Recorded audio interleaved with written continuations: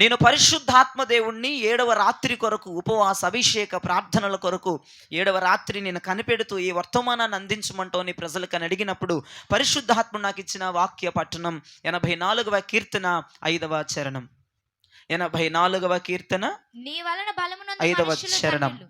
నీ వలన బలము నొందిన మనుష్యులు ధన్యులు, యాత్ర చేయు మార్గములు యాత్ర చేయు మార్గములు వారికి అతి ప్రియములు. వారికి అతి ప్రియములు. దేవునికి మహిమ కలుగునగాక. నా వైపు చూస్తూ ఆలకించండి ప్రియ దైవజనమా. దేవుడు ఈ వచనము వెనకాల ఉన్న, ఈ చరణం వెనకాల ఉన్నటువంటి పరమార్థమును దేవుడు మనందరికీ తెలియచేయునుగాక. ఒక ఆత్మీయుడు లేదా ఒక విశ్వాసి మనము చేస్తున్నటువంటి ఒక ప్రయాణమును గురించి రాత్రి ప్రభు మాట్లాడుతున్నాడు.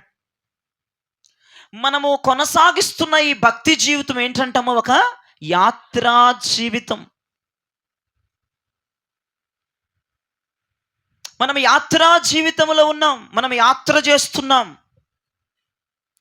మన ఆత్మీయ జీవితము ఒక యాత్ర, మన భక్తి జీవితం ఒక యాత్ర. దేవునికి మహిమ కలుగునుగాక.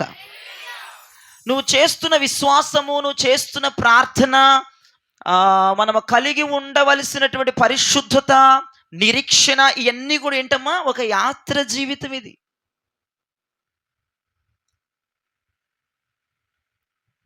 ప్రభువు ఆత్మీయ జీవితాన్ని లేదా భక్తి జీవితాన్ని నానా రకములుగా పోల్చాడు. మన భక్తి జీవితాన్ని ఓడతో పోల్చాడు, లేదంటే మన భక్తి జీవితాన్ని ఇతరితర వాటితో పోల్చాడు. ఇక్కడ పోలుస్తున్నాడు. మనము చేస్తున్నటువంటి భక్తి జీవితం ఒక యాత్ర. దేవునికి మహిమ కలుగునుగాక. మనం చేస్తున్నటువంటి భక్తి జీవితం ఏంటమ్మా ఒక యాత్ర. దేవునికి మహిమ కలుగునుగాక. ఈ యాత్రలో మనం కలిగి ఉండవలసింది ఏంటి? ప్రార్థన, పరిశుద్ధత, విశ్వాసము, దేవుని చిత్తము నెరవేర్చటము, అమ్మా ఇవేనా, నిరీక్షణ, ఇవన్నీ కూడా మన యాత్రలో భాగాలు. వీటన్నిటిని కలగలుపుకొని మనము యాత్ర చేయవలసిన వారమై ఉన్నాం. దేవునికి మహిమ కలుగునుగాక. మనము చేస్తున్న ఈ యాత్ర ఎక్కడికమ్మా చెప్పగలరా మీరు? మనము చేస్తున్న యాత్ర ఎక్కడికి వెళ్ళడానికమ్మా? పరలోకము, దానిని నూతన యెరూషలేం. దేవునికి మహిమ కలుగునుగాక. మనము చేస్తున్నటువంటి యాత్ర నూతన యెరూషలేముకు చేరడానికి, సియోనుకు చేరటానికి, లేదంటే మన భాషలో పరలోక రాజ్యమునకు చేరటానికి మనము యాత్ర జీవితాన్ని, ఆత్మీయ జీవితాన్ని కొనసాగిస్తున్నాం. దేవునికి మహిమ కలుగునుగాక. ఇప్పుడు నువ్వు చేస్తున్న ఆత్మీయ యాత్ర ఎలా కొనసాగుతుంది? చాలా జాగ్రత్తగా వినాలి. ఇప్పుడు మీరు చేస్తున్న యాత్ర జీవితం ఎలా కొనసాగుతుంది? అసలు కొనసాగుతుందా లేదంటే ఆగిపోయిందా? చాలా జాగ్రత్తగా వినాలి. 3 విషయాలు చెప్తాను. మీరు చేస్తున్న ఆత్మీయ జీవితం లేదా భక్తి జీవితం లేదా ఆధ్యాత్మిక జీవితం, స్పిరిచువల్ జర్నీ అంటారు ఇంగ్లీష్లో, దాన్ని ఆధ్యాత్మిక జీవితం అంటారు తెలుగులో, దానిని ఆత్మీయ జీవితం అని కూడా అంటారు. మనం చేస్తున్న ఆధ్యాత్మిక లేదా ఆత్మీయ జీవితం కొనసాగుతూనే ఉందా లేదా ఆగిపోయిందా? లేదా కొంతమంది ప్రయాణం చేస్తూనే ఉంటారు కానీ ఎక్కడ వారు అక్కడే ఉన్నట్లుగా కనబడతారు. 3 సందర్భాలు చెప్తున్నాను. నీ ప్రయాణం కొనసాగుతుందా? రెండవది, లేదా ఆగిపోయిందా? మూడవది, ప్రజలందరికీ కొనసాగుతూ కనపడుతూ లేదా ఆగిపోయిన ప్రయాణము కనపడుతుందా? 3 సందర్భాలు రాత్రి మీరు గమనించాలి. 3వ సందర్భం మీకు అర్థం అవ్వలేదేమో చెప్తున్నాను వినండి. కొంతమందికి నీ ప్రయాణం కొనసాగుతూ ఉన్నట్లుగానే కనపడుతుంది, నీ భక్తి చేస్తున్నావు అన్నట్లుగానే కనపడుతుంది, కానీ ఎక్కడ వేసిన గొంగలి అక్కడే ఉన్నట్లుగా కొంతమంది జీవితాలు మిగిలిపోతాయి. ఈ 3 సందర్భాలు నన్ను మీతో చెప్పనివ్వండి రాత్రి. నీ ఆత్మీయ జీవితం కొనసాగుతుందా? రెండవది, నీ ఆత్మీయ జీవితం ఎక్కడైనా ఆగిపోయిందా? మూడవది, నీ ఆత్మీయ జీవితం కొనసాగుతుంది అని మనుషులకి, దైవజనుడికి కనబడుతూనే ఎక్కడ వేసిన గొంగలి అక్కడ వరకే పరిమితం అయిపోయిందా? మీరు ఈ 3 సందర్భాలు చెప్తాను. చాలా జాగ్రత్తగా మీరు విని ప్రభువుని గణపరిచి ఈ యాత్ర క్రమాలు మనం చెయ్యవలసిందిగా ప్రభు పెట్ట మనవి చేస్తున్నాను. దేవునికి మహిమ కలుగునగా. బైబిల్లో కొంతమంది భక్తుల ప్రయాణం మీరు చాలా జాగ్రత్తగా వినాలి. బైబిల్లో కొంతమంది భక్తుల ప్రయాణం. అబ్రహాము తన భార్య అయిన శారా, అబ్రహాము కుమారుడైన ఈసాకు తన భార్య అయిన రిబెక్కా, మరి అబ్రహాము మనవడైన యాకోబు తన భార్య అయిన లేయా. దేవునికి మహిమ కలుగునుగాక.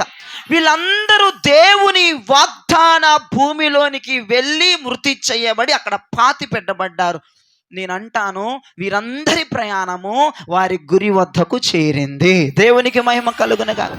అబ్రహాము తన భార్య అయిన శారా, అబ్రహాము కుమారుడైన ఈసాకు తన భార్య అయిన రిబెక్కా, మరి అబ్రహాము మనవడైన యాకోబు తన భార్య అయిన లేయా. వీరందరి ప్రయాణము వాగ్దాన దేశానికి చేరిపోయింది.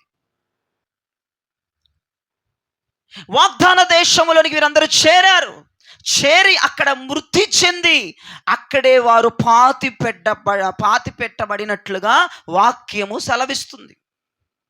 అంటే దీనికి అంత అర్థం ఏంటంటే వారి ప్రయాణము కొనసాగించిన ప్రయాణము వారు ముగించారు. దేవునికి మహిమ కలుగునుగాక. వారు ప్రయాణం ఎక్కడ ఆగలేదు. వారి ప్రయాణము వాగ్దాన దేశములో ముగించబడింది. వాళ్ళ ప్రయాణము ఆ వాగ్దాన తోటలో ముగించబడింది. వారి ప్రయాణము పరమ కనానులో అనగా కనాను ప్రదేశములో ముగించబడింది. ఈ రోజున నీవు చేస్తున్న ప్రయాణము వాక్తత్వ దేశానికి చేరగలిగే ప్రయాణమేనా? అబ్రహాము చేసిన ప్రయాణము తన భార్య చేసిన శారమ్మ, అబ్రహాము కుమారుడైన ఈసాకు తన భార్య రిబెక్కా, అబ్రహాము మనవడు యాకోబు తన భార్య లేయా. వీరు చేసిన ప్రయాణాలన్నీ కూడా విజయవంతంగా ముగించబడ్డాయి. యేసయ్యకు స్తోత్రం చెప్పండి. వీరు చేసిన ప్రయాణము హెబ్రోను మఫ్పెలాకు చెందినటువంటి ఆ ప్రాంతముల వారు పాతి పెట్టబడినట్లుగా వాక్యం సెలవిస్తుంది. అంటే ఈ వాక్యమునకు అర్థం ఏంటి? వారి ప్రయాణాలు విజయోత్సవముగా ముగించబడ్డాయి. దేవునికి మహిమ కలుగునగా. వారి ప్రయాణం ఎక్కడ ఆగిపోలేదు. వారు చేసిన ప్రయాణాల్లో శ్రమలు రాలేదంటారా? చెప్పాలి. ఇబ్బందులు రాలేదంటారా? ఇరుకులు రాలేదంటారా? అశాంతి రాలేదంటారా? అసమాధానం రాలేదంటారా? తలకాయ నొప్పి ప్రోగ్రాములు రాలేదంటారా?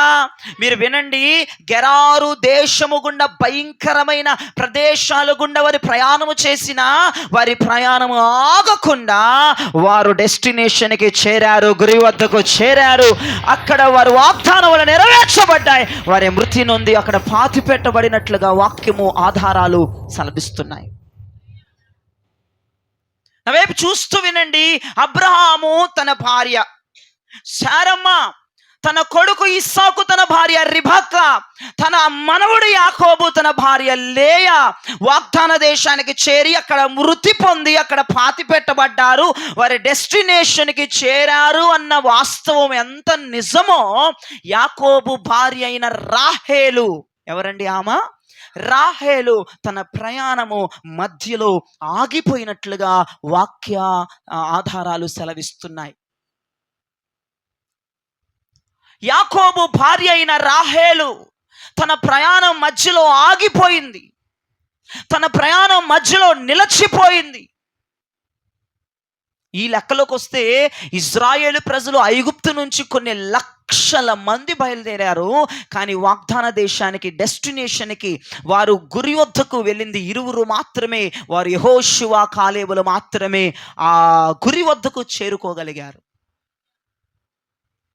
నేనంటాను, అబ్రహాములాగా, ఈసాకులాగా, యాకోబులాగా నీ ప్రయాణము డెస్టినేషన్కి చేరుతుందా? లేదంటే రాహేలు లేదంటే ఇజ్రాయేలు ప్రజల్లాగా మధ్యలోనే ఆగిపోయిన ప్రయాణం వలె కనబడుతుందా? ఆలోచన చేయండి. మీరు చేస్తున్న ఆత్మీయ ప్రయాణం లేదా ఆధ్యాత్మిక ప్రయాణం లేదా భక్తి ప్రయాణం గురి వద్దకు చేరేంతగా కొనసాగుతూనే ఉన్నావా? లేదంటే రాహేలు లాగో ఇజ్రాయేలు కొన్ని లక్షల ఇజ్రాయేలు ప్రజల్లాగో బ్రేకులు పడితే ఆగిపోతూ ఉందా? ఇప్పుడు మూడో కేటగిరీకి వద్దాం. ఎట్లాగ ఇజ్రాయేలు ప్రజల గురించి టాపిక్ వచ్చింది కాబట్టి మాట్లాడుతున్నాను. ఇజ్రాయేలు ప్రజలు ఐగుప్తు నుంచి బయలుదేరి అరణ్యములో ప్రయాణము చేస్తూ దారి తప్పిపోయి అక్కడక్కడే తిరుగుతున్నారు. వారు వెళదాము, నేను చేరాలి అన్న వాగ్దాన దేశానికి చేరకుండా ఐగుప్తు నుంచి బయలుదేరినటువంటి ఇశ్రాయేలు ప్రజలు దారి తొలగి అక్కడక్కడే ఆ మన్యము చుట్టూ అరణ్యము చుట్టే తిరుగు ఎక్కడి నుంచి అయితే ప్రయాణం ఆరంభించారో అక్కడికే వచ్చారు. మళ్ళీ కొన్ని సంవత్సరాలు ప్రయాణము, కొన్ని వందల వేల సంవత్సరాలు ప్రయాణము చేసి ఎక్కడైతే వారి ప్రయాణాన్ని ఆరంభించారో మరలా అక్కడికే వచ్చిన పరిస్థితులు. వినండి, ఈ మూడిట్లో నీ స్పిరిచువల్ జర్నీ ఎలా ఉంది? ప్రయాణాన్ని గురి వద్దకే కొనసాగిస్తున్నావా? గురి వద్దకు వెళ్తుందా నీ ప్రయాణము? లేదంటే రాహేలు లాగా ఇజ్రాయేలు ప్రజల వలె మధ్యలో ఆగిపోయినట్లుగా ఉందా? మూడవది, ఎంత ప్రయాణం చేస్తున్నా, ఎంత భక్తి చేస్తున్నా, కొంతమంది పరిస్థితులు, కొంతమంది ఆలోచన విధానము ఎక్కడ వేసిన గొంగలి అక్కడే ఉన్నట్లుగా ఉందా? ఈ మూడు విషయాల్లో నీ ప్రయాణము ఏ టైప్లో ఉంది? కొంతమంది ప్రయాణము హ్యాపీగా, ఎంజాయ్గా ప్రభుని స్తుతిస్తూ గణపరుస్తూ కొనసాగిపోతూ ఉంటారు. ఎన్ని అడ్డొచ్చినా, ఎన్ని ఆటంకాలైన వాటిని ఎదిరించుకొని మరి వెళ్తారు. ఖచ్చితంగా నేను చెప్తాను, వారి ప్రయాణము గురి వద్దకు చేరబోతుంది. ఈ రెండవ వారి ప్రయాణం ఎలా ఉంటుందంటే, వీరు ఆగిపోతారు, వీరు నిలిచిపోతారు. ఏదన్నా అడ్డుగా వీళ్ళకి అనిపిస్తే అక్కడ ఆగిపోతారు. వీళ్ళ యొక్క స్పిరిచువల్ జర్నీ ఆగిపోవడం ప్రారంభమవుతుంది. లేదంటే నీ యొక్క ఆత్మీయ జీవితం, ఆత్మీయం యొక్క యాత్ర ఆగిపోయినట్లుగా నీకు అనిపిస్తే గనక ఈ రాత్రి చాలా జాగ్రత్తగా వినాలి. ఇప్పుడు మూడో కేటగిరీలోకి వద్దాం. ఎంత భక్తి చేస్తారు కొంతమంది, బాగా పాటలు పాడతారు, బాగా ప్రార్థనలు చేస్తారు, బాగా మందిరాలకు వస్తారు, కానీ వారి పరిస్థితులు ఎక్కడ వేసిన గొంగలు అక్కడ వలే ఉండిపోతాయి, మార్పు ఉండదు. ప్రయాణం చేయటానికి, మూడో కేటగిరీల గురించి చెప్తున్నా, ప్రయాణం చేయటానికి చేస్తారు కానీ పరిస్థితులు మాత్రము మారవు. ప్రయాణం చేయడానికి చేస్తారు, ప్రార్థన చేయడానికి చేస్తారు, మరలా వారి ప్రయాణము నిష్ఫలమైనదిగా కనపడుతుంది వాళ్ళకి. ఎందుకు భక్తి చేస్తున్నామో, ఎందుకు ఆరాధన చేస్తున్నామో, ఎందుకు మందిరానికి పోతున్నామో అర్థమవని జీవితాలు కొంతమంది ఆత్మీయ జీవితంలో ఎదురవుతాయి. ఈ మూడు ఆత్మీయ ప్రయాణాల్లో నువ్వు ఏ ప్రయాణము చేత చిక్కబడ్డావు, నువ్వు ఎలాంటి పరిస్థితిలో ఉన్నావు అనేది చాలా ప్రాముఖ్యమైనటువంటి సందేశముగా 7వ రాత్రి మనకి మారిపోవాలి. దేవునికి మహిమ కలుగునుగాక. హల్లెలూయా, హల్లెలూయా. వినండి, ఒక రేవు దగ్గర ప్రయాణమైనటువంటి ఓడ మరొక రేవు దగ్గరే ముగించాలి. యేసయ్యకు స్తోత్రం చెప్పండి. ఒక విమానాశ్రయములో బయలుదేరిన విమానము వేరొక విమానాశ్రయములోనే ముగించాలి. మధ్యలో గాల్లో ఆగిపోతే కుదరదు. ఇప్పుడు నేనంటాను, కృపలో ప్రయాణం మొదలుపెట్టిన మనము అధిక కృపలో ముగించుదుమోగాక. మహిమలో ప్రారంభమైన మనము అధిక మహిమలో ముగించుదుమోగాక. నీ ప్రయాణం అధిక కృపలో ముగించాలి, నీ ప్రయాణము అధిక మహిమలో ముగించాలి, మధ్యలో ఆగడానికి వీలు లేదు. హల్లెలూయా, దేవునికి మహిమ కలుగునుగాక. మన గమ్య స్థానమునకు చేరేంత వరకు మన ప్రయాణము క్షేమముగా కొనసాగునుగాక. నూతన యెరూషలేము అనగా పునాదులు కలిగిన పట్టణమునకు, సియోనుకు, గొర్రెపిల్ల ఉన్న పట్టణానికి చేరేంత వరకు మన ప్రయాణము ఆనందముగా, ఆహ్లాదముగా, క్షేమముగా, కృపతో, మహిమతో మనము అక్కడికి చేరుదుముగాక. హల్లెలూయా, హల్లెలూయా. మన ప్రయాణం ఎలా కొనసాగాలండి? క్షేమముగా అని చెప్పండి, ఆనందముగా అని చెప్పండి, ఆహ్లాదముగా అని చెప్పండి, సంతోషముగా అని చెప్పండి. ఎక్కడికి చేరాలి? నూతన యెరూషలేము అని చెప్పండి. నూతన యెరూషలేముకి నీ ప్రయాణము క్షేమముగా చేరాలి. నూతన యెరూషలేముకి మన ప్రయాణం ఆనందంగా చేరాలి. నూతన యెరూషలేముకి మన ప్రయాణం ఆహ్లాదముగా చేరాలి. మనము చేస్తున్న ప్రయాణం ఆనందంగా మారిపోవాలి. మనము చేస్తున్న ప్రయాణం క్షేమముగా మారిపోవాలి. మనం చేస్తున్న ప్రయాణం దీవెనకరంగా మారిపోవాలి. మనం చేస్తున్న ప్రయాణం ఆశీర్వాదకరంగా మారిపోవాలి. అదిగో భక్తుడు అన్నాడు. ఒక భక్తుడు అతని యొక్క ప్రయాణము, లేదంటే సంఘం యొక్క ప్రయాణము, విశ్వాసుల యొక్క ప్రయాణము ఎలా ఉండాలో ఒక పాట రూపములో ఆ భక్తుడు పాడుతూ ముందుకు వెళ్ళాడు. ఒక మంచి సమర్పణ కలిగిన భక్తుడు, ఒక మంచి ప్రతిష్టత కలిగిన భక్తుడు పాడిన పాట ఏంటో తెలుసా? ఆనందయాత్ర. మనం చేస్తున్నది ఇది ఆత్మీయ యాత్ర, యేసుతో నూతన యెరూషలేము యాత్ర. మన యేసుతో నూతన యెరూషలేము యాత్ర. ఆనంద యాత్ర, ఇది ఆత్మీయ యాత్ర, యేసుతో నూతన యెరూషలేము యాత్ర. మన యేసుతో నూతన యెరూషలేము యాత్ర. యేసుని రక్తము పాపముల నుండి విడిపించెను. యేసుని రక్తము పాపముల నుండి విడిపించెను. వేయినోళ్ళతో స్తుతించినాను, తీర్చలేము ఆ రుణమును. వేయినోళ్ళతో స్తుతించినాను, తీర్చలేము ఆ రుణమును. ఆనంద యాత్ర, ఇది ఆత్మీయ యాత్ర, యేసుతో నూతన యెరూషలేము యాత్ర. మన యేసుతో నూతన యెరూషలేము యాత్ర. రాత్రియు పగలును పాదములు గురాయి తగులాకుండా, రాత్రియు పగలును పాదములకు రాయి తగులాకుండా, మనకు పరిచర్య చేయుట కొరకై దేవదూతలు మనకుండగా, మనకు పరిచర్య చేయుట కొరకై దేవదూతలు మనకుండగా.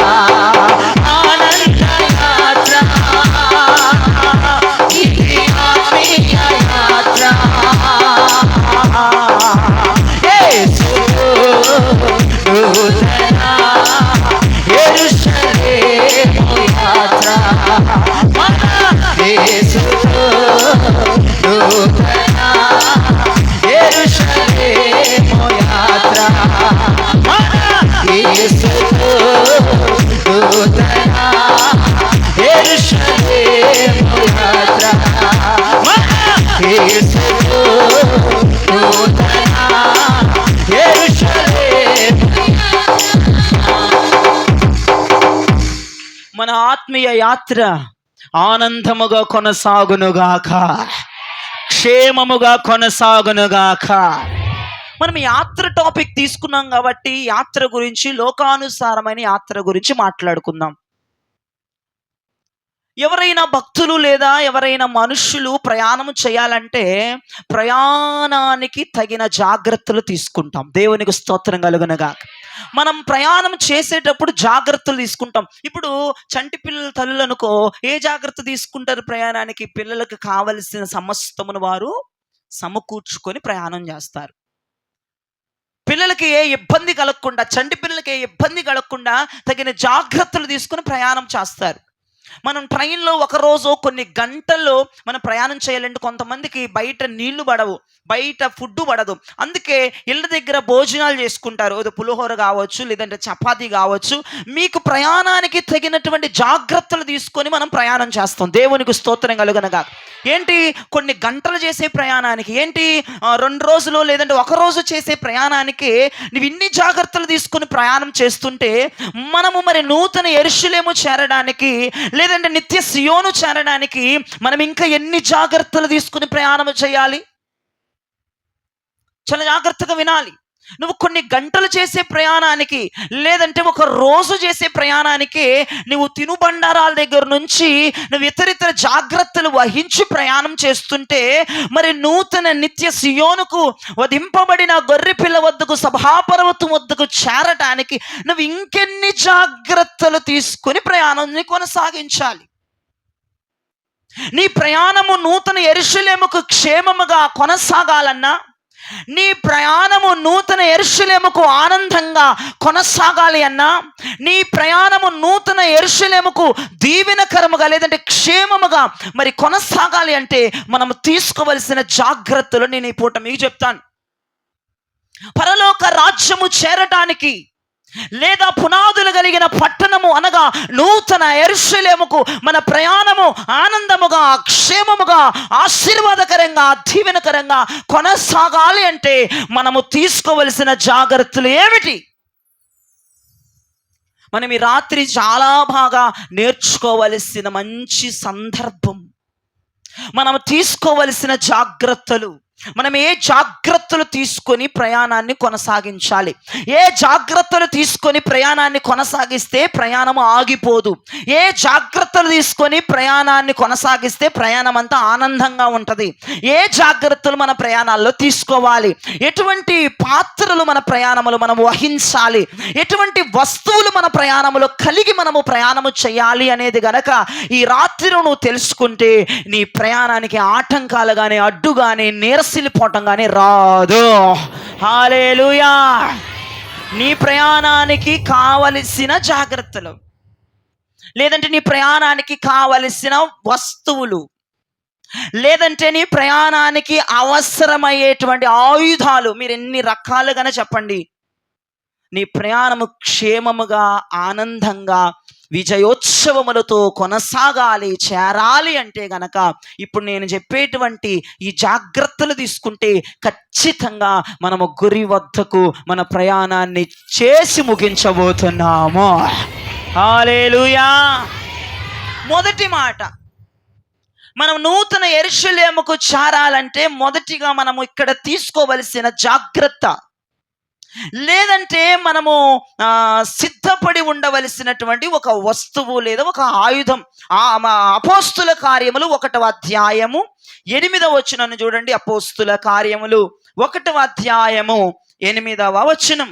అయినను పరిశుద్ధాత్మ మీ మీదకి వచ్చినప్పుడు, అయినను పరిశుద్ధాత్మ దేవుడు మీ మీదకి దిగి వచ్చినప్పుడు మీరు శక్తి నొందెదరు గనుక, మీరు శక్తి నొందెదరు గనుక మీరు యెరూషలేములోను యూదయ సమరయ దేశములలో అంతటను భూదిగంతముల వరకు నాకు సాక్షులయుందురని దేవునికి మహిమ కలుగును గాక. మనము చదివిన కీర్తన 84:5 మొట్టమొదట్లో మనం చదివాం.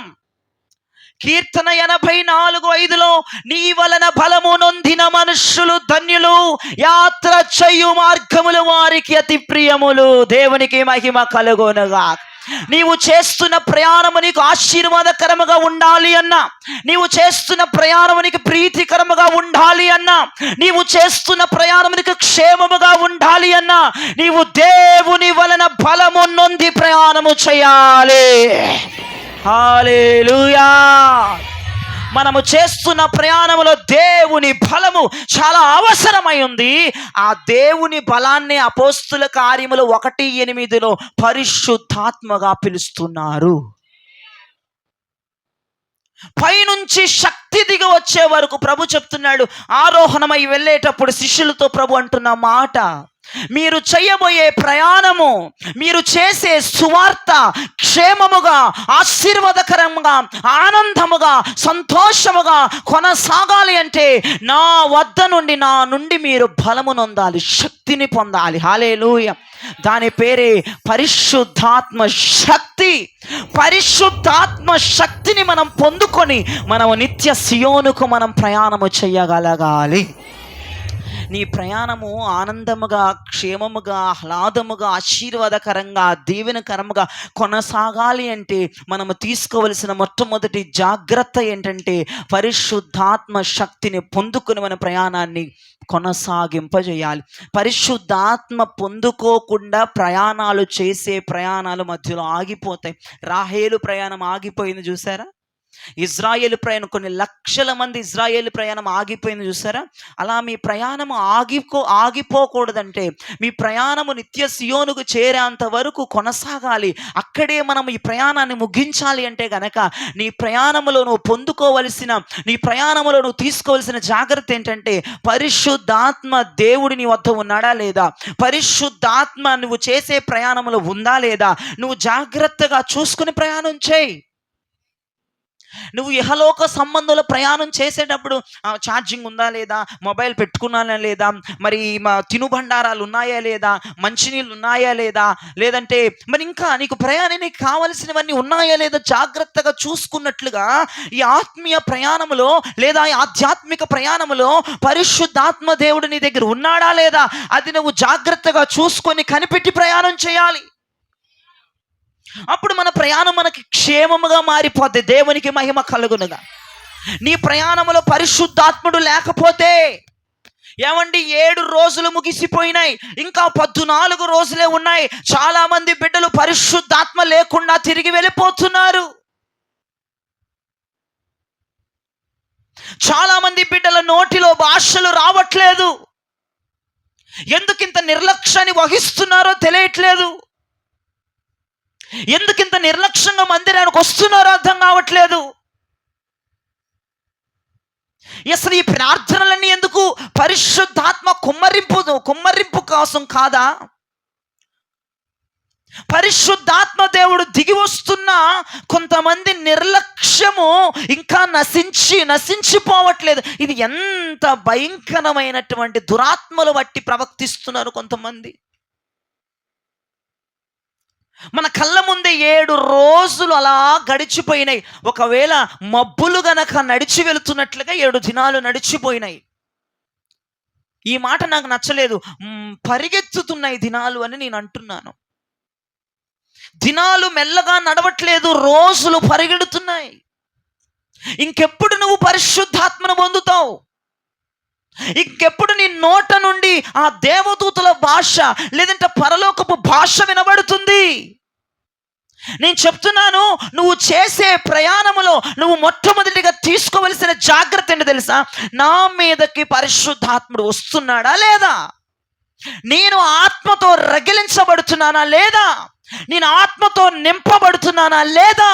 ఈ జాగ్రత్త నువ్వు తీసుకోకపోతే నేను చెప్తా, నేను ప్రయాణం ఖచ్చితంగా మధ్యలో ఆగిపోద్ది. నీ ప్రయాణం క్షేమంగా జరగదు. నీ ప్రయాణం ఆశీర్వాదకరంగా జరగదు. నీ ప్రయాణం దీవెనకరంగా జరగదు.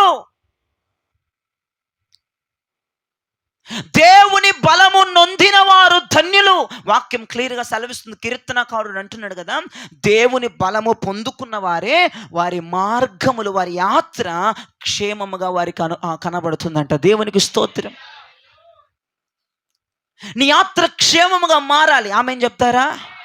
నీ యాత్ర దీవెనకరంగా మారాలి, ఆమేన్ చెప్తారా? నీ యాత్ర ఆశీర్వాదకరంగా మారాలి, ఆమేన్ చెప్తారా? మారాలంటే దేవుని బలం అవసరం, అనగా దేవుని ఆత్మ చేత నింపబడటం చాలా అవసరం. ఏమండి, ఇంకా దేవుని ఆత్మ లేకుండా ఉన్నవారు ఒకసారి నిలబడతారా?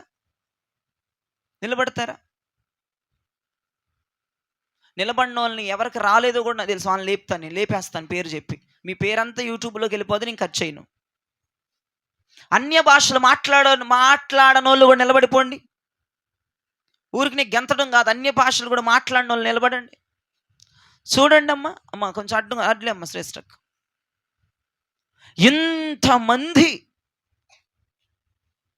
పరిశుద్ధాత్మ పొందలేకుండా, అన్య భాషలు లేకుండా ఇంతమంది ఉన్నారు. నేను చెప్తాను, మనం చేసే యాత్ర దీవెనకరంగా ఉండదండి. నువ్వు చేసే యాత్ర దీవెనకరంగా నీకు ఉండదు, క్షేమంగా ఉండదు. నీ డెస్టినేషన్కు నువ్వు ఎంత ప్రయాసపడి నువ్వు ప్రార్థనకు వచ్చినా, ప్రార్థన చేసినా, ఉపవాసాలున్నా, పరిశుద్ధాత్మ దేవుడు నీ మీద పని చెయ్యందే, నువ్వు బలము పొందుకొనందే నువ్వు నూతన యెరూషలేము చేరలేవు. 7 రోజులు అయిపోతుంది. ఈ 7వ రోజు అయిపోయింది. ఈ రోజు అయిపోయింది, తీసేయండి. ఈ రోజు అయిపోయింది. ఇంకా మన వద్ద 14 రోజులు ఉంది. ఎన్ని సంవత్సరాలు 21 రోజు ప్రార్థనలు పెట్టించుకొని, ఎన్ని సంవత్సరాలు ఆత్మ లేకుండా మందిరాలకు వస్తారు? ఆలోచించండి. నా భారం అంతా మీ కొరకే. నా భారం అంతా పరిశుద్ధాత్మ పొందుకునే వాళ్ళ కోసం కాదు, అన్ని భాషలో మాట్లాడే వాళ్ళ కోసం కాదు. నా భారం అంతా మీ కొరకే. నా ప్రార్థన అంతా మీ కొరకే. ఎందుకని ఇంత నిర్లక్ష్యంగా మీరు ఇది చేస్తున్నారు? పోనీ ఏమన్నా తప్పు నీకు బోధిస్తున్న వాళ్ళు ఏమన్నా తప్పు ఉందా నువ్వు పొందుకోపోవటానికి? ఎన్నిసార్లు నెత్తి నోరు కొట్టుకొని, ఇంత ఆరాధన నీ కొరకు నేను చేస్తున్నానే, శక్తి లేకపోయినా, బలము లేకపోయినా, నీ మీదకి పరిశుద్ధాత్ముడు దిగి రావాలని ఇంత ప్రార్థనలు చేస్తూ, ఇంత ఆరాధనలు చేస్తూ ఉన్నాను. నీ కొరకే 21 రోజులు సిద్ధపరిచాం. మళ్ళీ ప్రార్థనలు ఎస్పెషల్ 21 రోజులు మీ కొరకే సిద్ధపాటైన ప్రార్థనలు ఇవి.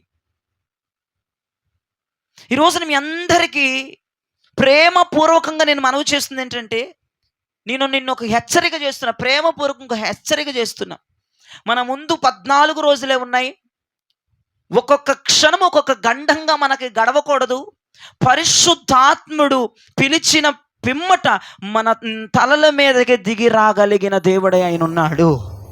పొందుకోగలిగిన వారే మనము ఉండాలి.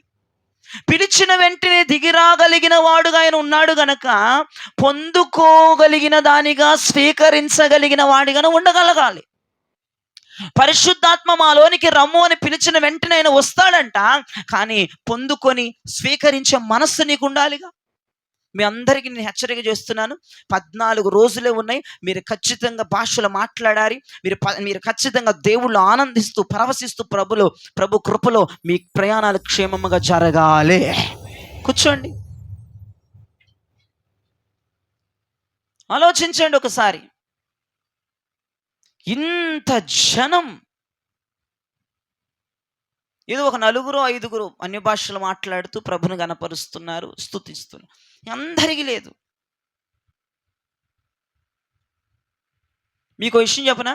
భాషలు మాట్లాడుతున్నవాడు తనకు క్షేమాభివృద్ధి కలగడానికి, తన ప్రయాణం క్షేమముగా ఉంటుందంట భాషలు మాట్లాడే వాళ్ళ జీవితం.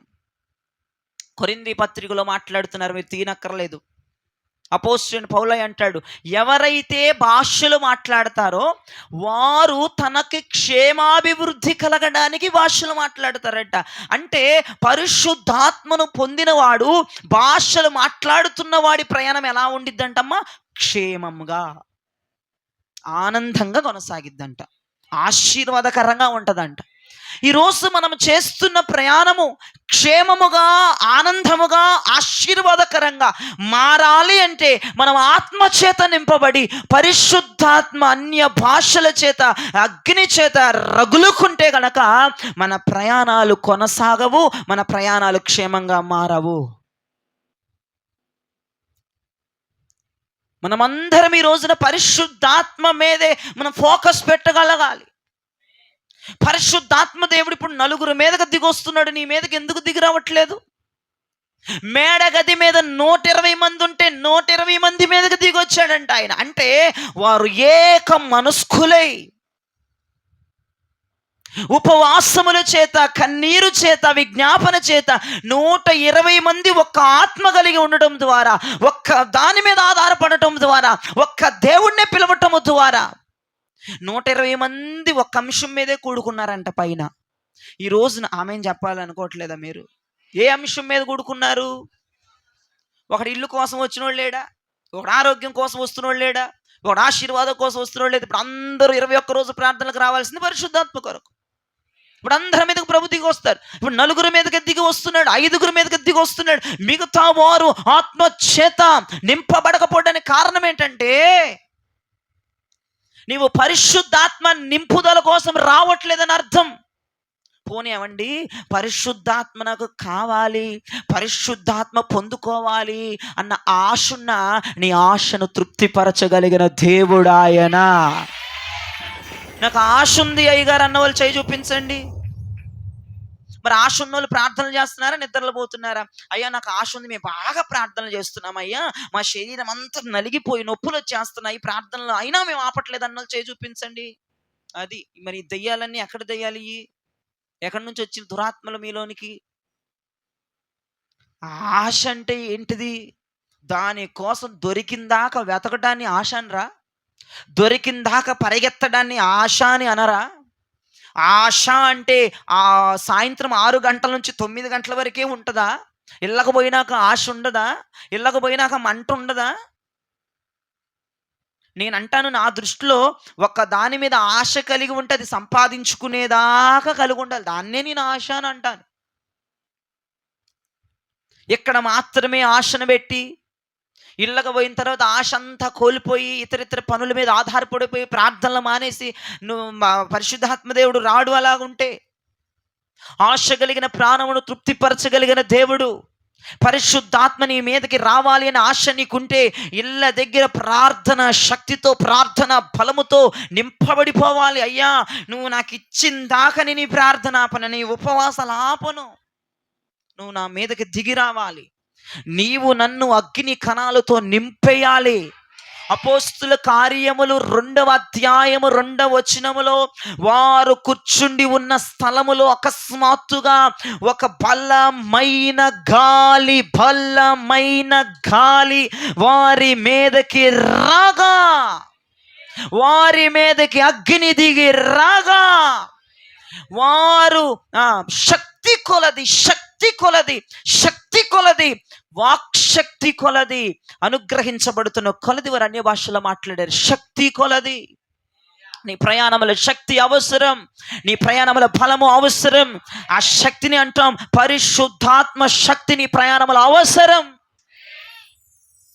పరిశుద్ధాత్మ మన మీదకి వచ్చినప్పుడు మన మీదకి ఏమొస్తున్నట్లుగా? శక్తి వస్తున్నట్లుగా. ఒకసారి చూడండి మాటలు అపోస్తుల కార్యము 2వ అధ్యాయము 2వ వచనం 3వ వచనం 4వ వచనం చూడండి అమ్మ. అప్పుడు వేగముగా వీచు బలమైన గాలి వంటి ధ్వని ఆకాశము నుండి అకస్మాత్తుగా వారు కూర్చి ఉన్న ఇల్లంతయు నిండెను. మరియు అగ్ని జ్వాలల వంటి నాలుకలు విభాగింపబడినట్టుగా వారికి కనబడి వారిలో ఒక్కొక్కరి మీద వ్రాలగా అందరూ పరిశుద్ధాత్మతో నిండిన వారై ఆత్మ వారికి వాక్శక్తి శక్తి కొలది. హల్లెలూయా. వారి ప్రయాణము శక్తితో ప్రయాణమైనది. దేవునికి మహిమ కలుగును. శక్తి కొలది భాషలు మాట్లాడారు, శక్తితో ప్రయాణం చేయగలిగారు. ఇప్పుడు నీ ప్రయాణము బలముతో ప్రయాణము చేయాలి. మన ప్రయాణము బలముతో కొనసాగాలి. పరిశుద్ధాత్మ శక్తితో మనం భక్తిని కొనసాగింపచేయాలి. ఈరోజు నువ్వు భక్తి చేస్తున్నావు కాదు, నీ భక్తిలో ఆ పరిశుద్ధాత్మ ఉందా? నువ్వు భాషలు మాట్లాడగలుగుతున్నావు. నేను మళ్ళా చెప్తున్నా, కొరింథీ పత్రికలో మాట, నగ్న సత్యం మాట ఉంది, భాషలు మాట్లాడేవాడికి క్షేమం. నీ ప్రయాణం నీకు క్షేమం అవ్వాలి, నీ ప్రయాణము నీకు ప్రీతికరంగా ఉండాలి, నీ ప్రయాణము నీకు విసుగు లేకుండా సంతోషంగా హ్యాపీగా కొనసాగాలంటే నీ నోట అన్య భాషలు వినపడాలి. లేదంటే ఇలా చెప్తా, దేవదూతల భాష, పరలోకపు భాష నీ నోట నుండి బయటికి రావాలి. నా జీవితంలో నేను విడిచిపెట్టందే పరలోకపు భాష, నాకు నచ్చిందే పరలోకపు భాష. నేను గెంతేటప్పుడే కాదు, నేను మామూలుగా ఉన్నప్పుడు కూడా నేను భాషలో మాట్లాడతాను. మీరు అనుకోవచ్చు ఏదో పైనుంచి వచ్చేసి ఊగిపోయి డ్రమ్ములకు అప్పుడే భాష వస్తుంది. కాదు, ఇప్పుడు నేను ఇలా కూర్చొని కూడా భాషలు మాట్లాడగలను. ఎందుకు ఈ భాష అంటే నాకు నేను క్షేమమును కొని తెచ్చుకుంటున్నాను. నాకు నేను క్షేమము, నా భక్తి క్షేమముగా కొనసాగుతుంది. నా ప్రార్థనా జీవితం క్షేమముగా కొనసాగుతుంది, నా ఆత్మీయ జీవితానికి ఆటంకాలు లేకుండా క్షేమముగా కొనసాగుతుంది. ఏంటి అయ్యగారు మీరింత భక్తి చేయడానికి గల కారణం ఏంటి? మీ భక్తి ఆగిపోకుండా ఉండడానికి గల కారణం ఏంటి? మీ విశ్వాసం ఆగిపోకుండా ఉండడానికి గల కారణం ఏంటి? మీ నిరీక్షణ ఆగిపోకుండా ఉండడానికి గల కారణం ఏంటి అంటే నేను చెప్తాను, పరిశుద్ధాత్మ. నేను చెప్తాను, అన్య భాషలు. హల్లెలూయా. మీరు ఎప్పుడైనా గమనించండి, సంఘములోనికి వచ్చిన తర్వాత నా నోట భాష వినపడకుండా నేను సంఘము ప్రార్థన నేను ముగించను. ఎక్కడోకక్కడ ఎప్పుడో ఒక సమయమున నా నోట భాష మాట్లాడకుండా సంఘారాధన ముగించబడదు. ఇక్కడే ఇంతసేపు భాష మాట్లాడుతున్నానంటే ఇంకా నా గదిలో నేను ఎన్ని గంటల భాషలు మాట్లాడుతున్నాను ఒకసారి అజవేయండి. నాకు తెలుసు, భాషలు మాట్లాడడం ద్వారా నా భక్తి జీవితంలో ఆటంకములు రావు, క్షేమముగా నేను ప్రయాణం చేస్తానన్న నగ్న సత్యం నాకు తెలుసు. కాబట్టి ఎక్కడున్నా, నేను ఎవరిలో ఉన్నా, నా మనస్సులో ఒకసారి భాషలు మాట్లాడతాను. ఎవ్వరూ నా చుట్టుపక్కల లేనప్పుడు, నా గదిలో ఉన్నప్పుడు నేను భాషలు మాట్లాడతాను. ఒకసారి మా చెల్లి నా గదిలో పడుకున్నప్పుడు మా చెల్లి అంటుంది, నువ్వు ప్రార్థన చేసుకో, పద్దాకలు భాషలు వినపడుతున్నాయి నాకు అంటుంది.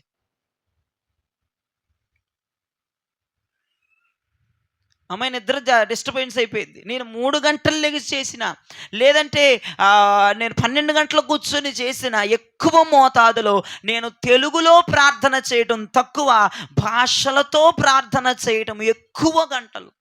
అందుకే నా భక్తి 13 సంవత్సరాలుగా నా పరిచర్య ఆగకుండా ఉంది అంటే గల కారణం, నేను మాట్లాడుతున్న నా భాషల వలన నా మీదకు దిగి వస్తున్న పరిశుద్ధాత్మ శక్తి వలనే ఈ మినిస్ట్రీ కొనసాగుతుంది, ఈ మినిస్ట్రీ ముందుకు వెళుతుంది. మీరు అడగొచ్చు, అయ్యగారు మీకు ఆటంకాలు రాలేదంటావా? వచ్చాయి.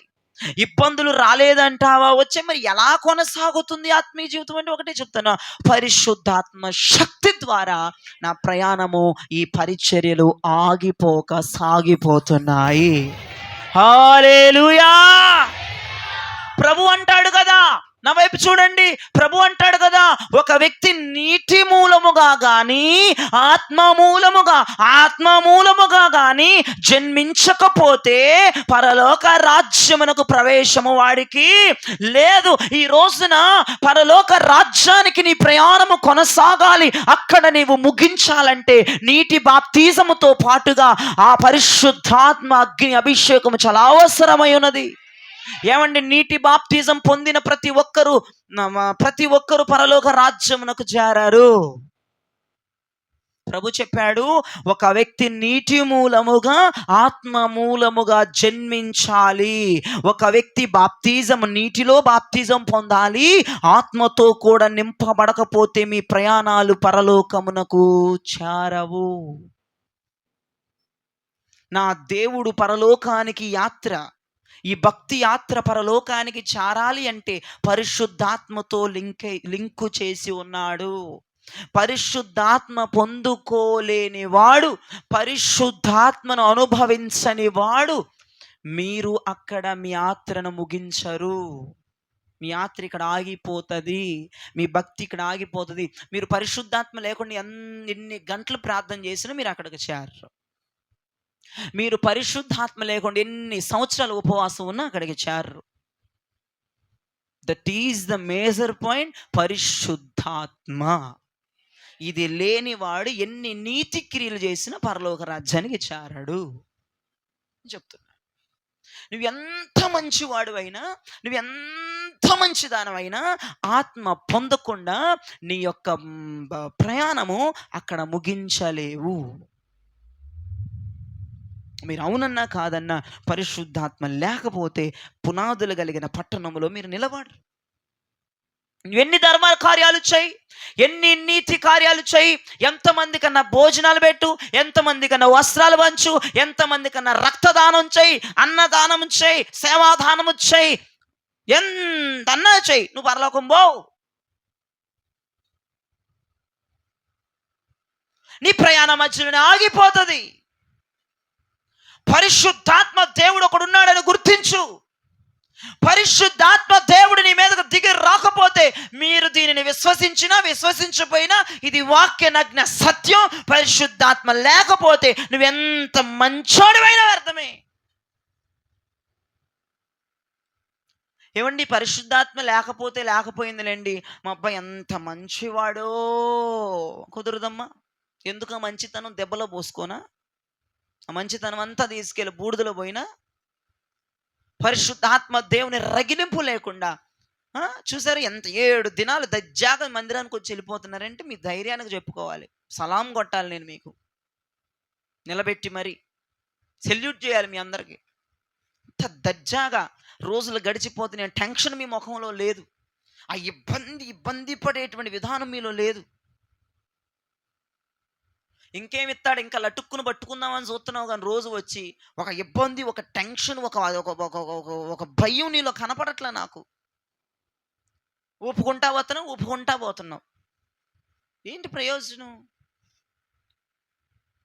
ఏది భాష లేది, ఏది అగ్ని రగిలింపేది నీలో?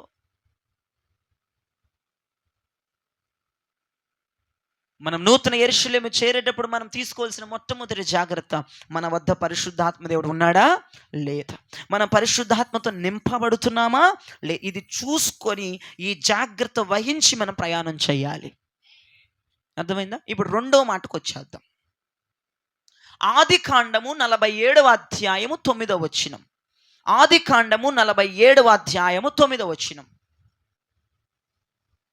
యాకోబు, నేను యాత్ర చేసిన సంవత్సరములు 130, నేను జీవించిన సంవత్సరములు కొంచెముగాను దుఃఖ సహితమైనవిగా ఉన్నవి. నా వైపు చూడండి, చదివి సంవత్సరం అయింది. యాకోబు యాత్ర చేసిన దినాలు ఎన్నంటమ్మా? అమ్మా ఎన్నంట బ్రదర్స్? ఎన్నంటండి? తను జీవించిన దినాలు ఎన్నంటమ్మా? కొంచెమే. ఆ దినాలు కూడా ఎలా ఉన్నాయంటమ్మా? చాలా దుఃఖం, చాలా బాధ. ఫరో అడుగుతున్నాడు, యాకోబు నీ వయసు ఎంత? యాకోబు నీ వయసు ఎంత? ఫరోతో చెప్తున్నాడు, ఫరో రాజుతో చెప్తున్నాడు, నా వయసు నేను యాత్ర చేసిన దినాలు, నేను ప్రయాణం చేసిన దినాలు, నా ఆత్మీయ జీవితం కొనసాగుతున్న దినాలేమో, కొనసాగింపబడిన దినాలు 130 సంవత్సరాలు అయితే, నేను బ్రతికిన దినాలు కొద్దిగా, ఆ కొన్ని దినాలు కూడా దుఃఖముతో, శ్రమలతో, బాధతో ఉన్నాయన్నాడు. మీరు ఇక్కడ గమనించవలసిన మాట, యాత్ర చేసిన దినాలు 130 సంవత్సరాలు, తను జీవించిన దినాలు కొద్ది దినాలు. ఆ దినాలన్నీ కూడా శ్రమలు, ఆ దినాలన్నీ కూడా బాధలు, ఆ దినాలన్నీ కూడా నిందలు, ఆ దినాలన్నీ కూడా భయంకరమైన శోధన. నిద్రపోతున్న దేవునికి స్తోత్రం చెప్పండి. లేగమ్మా, 130 సంవత్సరాలు ఎలా ఉందంట యాకోబు జీవితం? సంతోషముగా. హల్లెలూయా. ఆయన అంటున్న మాట మీరు గమనిస్తే, నేను ఫరో రాజా, నేను యాత్ర చేసిన దినాలు 130, ఆ 130 సంవత్సరాలు కూడా ఆనందంగా, సంతోషంగా, ఆహ్లాదంగా, దీవెనకరంగా, ఆశీర్వాదకరంగా జరిగాయి. నేను బ్రతికిన దినాలు చాలా చాలా భయంకరంగా శోధనతో, నిందలతో, అవమానాలతో ఉన్నాయి. మీకు ఇంకా బాగా అర్థం అవ్వాలని మీకు ఎట్లా చెప్పాలి? ఇప్పుడు నేను ఎలా చెప్పమంటారు? ఇప్పుడు అర్థమైందని చెప్పిన మొక్క ఎవరికి అర్థం కాదు, ఒక్క తలకాయ ఊపుతుంది. మిగతా వాళ్ళందరూ మిక్సీలో వేసి జర్ర తిప్పితే దెబ్బేమటే ఏదో ఒక జ్యూస్ బయటికి రావాలి, దానేమో యాప్లీనో. దేవునికి 130 సంవత్సరాలు యాత్ర చేశాడు. తను బ్రతికిన జీవితం అంటే జీవించిన ఈ విధానము కొద్దిది. ఆ దినములన్నీ శ్రమలు, ఆ దినములన్నీ శోధన. అంటే 130 సంవత్సరాలు యాకోబు యాత్ర కొనసాగిందా, ఆగిపోయిందా? ఏమిటి, కొనసాగిందా, ఆగిపోయిందా? యాకోబు యొక్క యాత్ర కొనసాగుతూ ఉన్నంత కాలం యాకోబు జీవితంలో శ్రమలు ఉన్నాయా, ఇబ్బందులు ఉన్నాయా, ఉన్నాయా? ఏమండి, ఉన్నాయా? మరి ఎట్లా కొనసాగింది? పిచ్చు మోహల్లారు, మీకు అర్థం అవ్వలేదని చెప్తున్నాను. 130 సంవత్సరాలు యాకోబు యాత్ర చేస్తే, అతను బ్రతికిన దినములు కొద్దివైతే, ఆ దినముల్లో శోధన, ఆ దినముల్లో ఇబ్బంది, ఆ దినముల వేదన, అంటే యాకోబు యొక్క ప్రయాణం ఎప్పుడు ఆగిపోయిందో, యాకోబు ప్రయాణం ఎప్పుడు నిలిచిపోయిందో, అప్పుడు తన జీవితంలో శోధన, తన జీవితంలో బాధ, తన జీవితంలో దుఃఖం, తన జీవితంలో భయంకరమైనటువంటి నిందలు చొరబడిపోయాయి. దాని అర్థం అది. యాకోబు లైఫ్ జర్నీ, తన స్పిరిచువల్ జర్నీ ప్రయాణమై వెళుతున్నంత సేపు చాలా క్షేమముగా ఉన్నాడు, ఆశీర్వాదకరంగా ఉన్నాడు. భయం ఉందన్నమాట నిజం. అక్కడ ఒక నేరం చేశాడు కాబట్టి భయం ఉంది. యాకోబు జీవితంలో భయం లేదు అని చెప్పలేదు, భయం ఉంది. కానీ యాకోబు ప్రయాణం అంత క్షేమంగా జరిగింది, ఆనందంగా జరిగింది, ఆశీర్వాదకరంగా జరిగింది, దీవెనకరంగా జరిగింది. ఎప్పుడైతే ప్రయాణం ఆగిపోయిందో, ప్రయాణం ఆపేసుకున్నాడో, ప్రయాణం నిలిచిపోయిందో, అప్పుడు శోధన, నిందలు, అవమానములు, భయంకరమైన వేదన యాకోబు జీవితంలో చొరబడిపోయిందని చెప్పడంలో సందేహము కూడా లేదు. ఫరోతో చెప్తున్నాడు, నేను యాత్ర చేసిన దినాలు రాజా 130 సంవత్సరాలు, 130 సంవత్సరాలు క్షేమంగా ప్రయాణం చేశాను, ఆనందంగా, సంతోషముగా, ఆహ్లాదంగా ప్రయాణం చేశాను. నేను ఎప్పుడైతే నా ప్రయాణాన్ని ఆపేసుకున్నానో, నా ప్రయాణం ఆగిపోయిందో, అప్పుడే నా జీవితంలో శ్రమలు, శోధనలు, నిందలు, అవమానాలు, కరువు ఏర్పడింది. ఈ రోజున నీ జీవితంలో శ్రమలు రావటానికి గల కారణం, ఇబ్బందులు రావటానికి గల కారణం, కరువు రావటానికి గల కారణం, బలహీనత పడ్డానికి గల కారణం, నీ యాత్ర ఆగిపోయిందేమో చూసుకో ఒకసారి, నీ యాత్ర ఆపివేసుకున్నావేమో చూసుకో ఒకసారి, నీ యాత్ర నిలిచిపోయిందేమో గమనించొక్కసారి. యాకోబు జీవితంలో ప్రయాణము కొనసాగినంత సేపు అక్కడ ఏమీ లేదు. ఎప్పుడైతే యాకోబు జర్నీ, యాకోబు యాత్ర, యాకోబు ప్రయాణము, యాకోబు ఆధ్యాత్మికమైన జీవితం అని యాత్ర ఆగిపోయిందో, ఆగిపోయిన తోడనే యాకోబు నెత్తి మీదకి భయంకరమైన శ్రమలు, శోధనలు దిగిపోయాయి. యాకోబు ప్రయాణం ఎప్పుడు ఆగిపోయింది మీరు చెప్పగలుగుతారా? యాకోబు ప్రయాణం ఎప్పుడు ఆగిపోయింది? ఏ సమయంలో ఆగిపోయింది? ఏ సందర్భంలో ఆగిపోయింది చెప్తారా?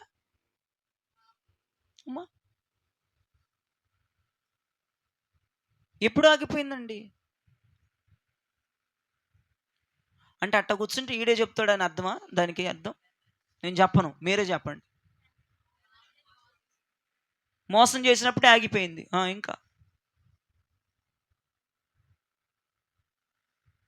చెప్పండి.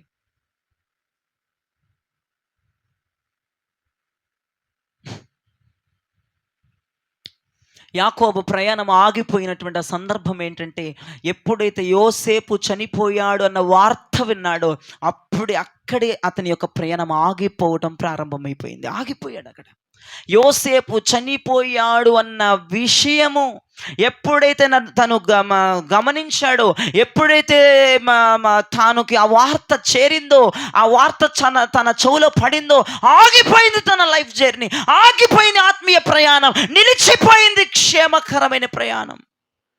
మరలా ఎప్పుడు కొనసాగింది యాకోబు యొక్క ప్రయాణం అంటే, యోసేపు బ్రతికే ఉన్నాడు, యోసేపు చనిపోలేదు అన్నప్పుడు యాకోబు ప్రయాణము కొనసాగింది. నేను అంటున్నాను, ఈ రోజున నీ ప్రయాణము ఏ పరిస్థితులను చూసి ఆగిపోతుంది? ఏ పరిస్థితులను బట్టి నువ్వు ఆత్మీయ జీవితం బ్రేక్ అయిపోతుంది? ఎందుకు నీ ఆత్మీయ జీవితానికి బ్రేకులు పడుతున్నాయి?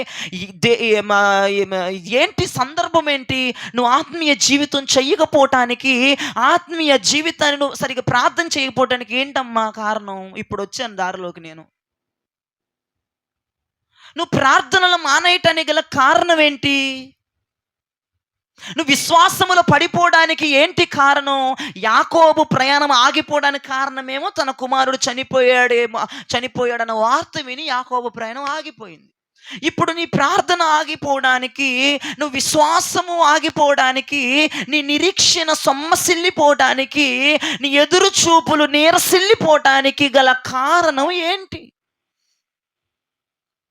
నేను అంటున్నాను, నీ జీవితంలో శ్రమలు, నీ జీవితంలో శోధనలు, నీ జీవితంలో భయంకరమైనటువంటి నిట్టూర్పులు శ్రమలు రావటానికి గల కారణం ఏంటో తెలుసా? నీ యాత్రను ఆపేసుకోవటం, నీ జర్నీ ఆగిపోవటం, ప్రార్థన లేకపోవటం, వాక్యము చదవకపోవటం, విశ్వాసమును కోల్పోకపోవటం, ఇవే నీ దగ్గరికి శ్రమలు రావటానికి, నీ మీద శ్రమలు విజృంభించటానికి, నీ మీద మనోవేదన భయంకరముగా విలయతాండం ఆడటానికి గల కారణం నీ యాత్ర ఆగిపోయింది, విశ్వాసపు యాత్ర ఆగిపోయింది, ప్రార్థన బలము తగ్గిపోయింది, వాక్యము చదవటం ఆపేశావు.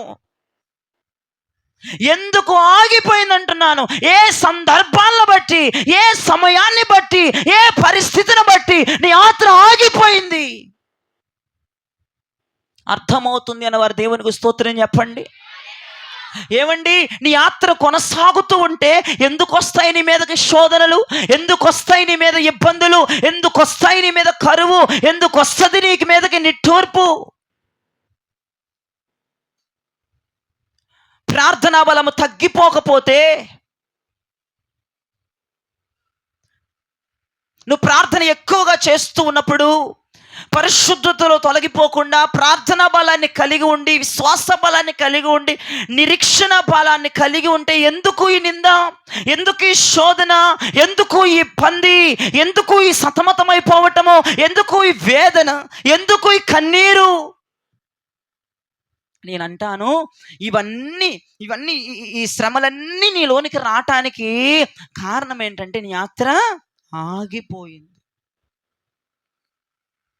యాకోబు యాత్ర ఎప్పుడైతే ఆగిపోయిందో, యాకోబు జీవితంలో భయంకరమైన శోధన, భయంకరమైన శ్రమలు, భయంకరమైన నిందలు, భయంకరమైన మారణ హోమము తరిమింది యాకోబుని.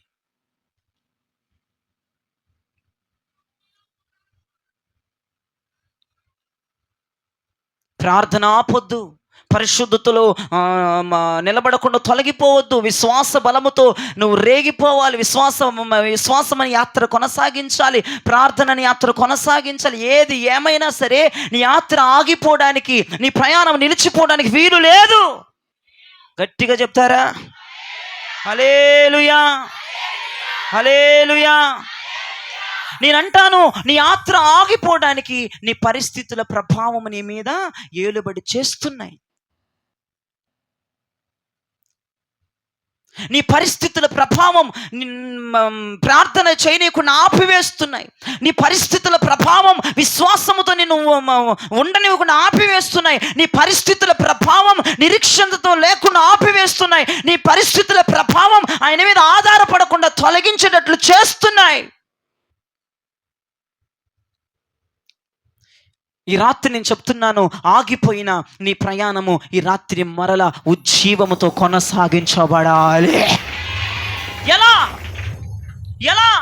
అయ్యా, నేను ప్రార్థనలో తగ్గిపోయాను, ప్రయత్నంలో తగ్గిపోయాను, ప్రేయర్లో నేను వెనకబడిపోయాను, ఇదివరకు ఉన్న విశ్వాసం ఇప్పుడు ఉండట్లేదు, ఇదివరకు ఉన్న ధైర్యం ఇప్పుడు ఉండట్లేదు, ఇదివరకు ఉన్న బలం ఇప్పుడు ఉండట్లేదయ్యా, అంత వెనకబడిపోయాను, నేను ఆత్మీయ యాత్రలో ఆగిపోయానయ్యా, నా ప్రయాణం ఆగిపోయింది, నేను ఇప్పుడు కొనసాగాలంటే ఎలా?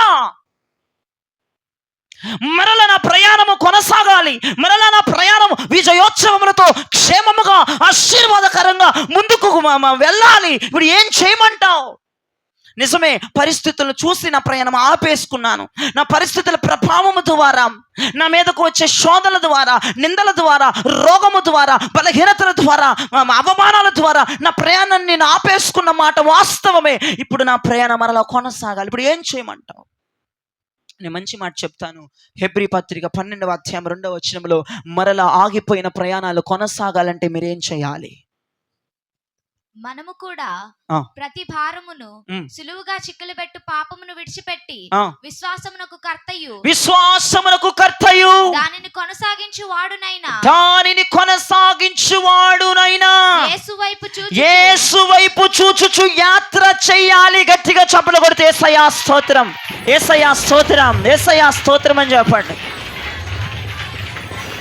మరలా ఆగిపోయిన ప్రయాణాలు కొనసాగాలంటే విశ్వాసములకు కర్తయు దానిని కొనసాగించు యేసు బాబు వైపు చూడాలి.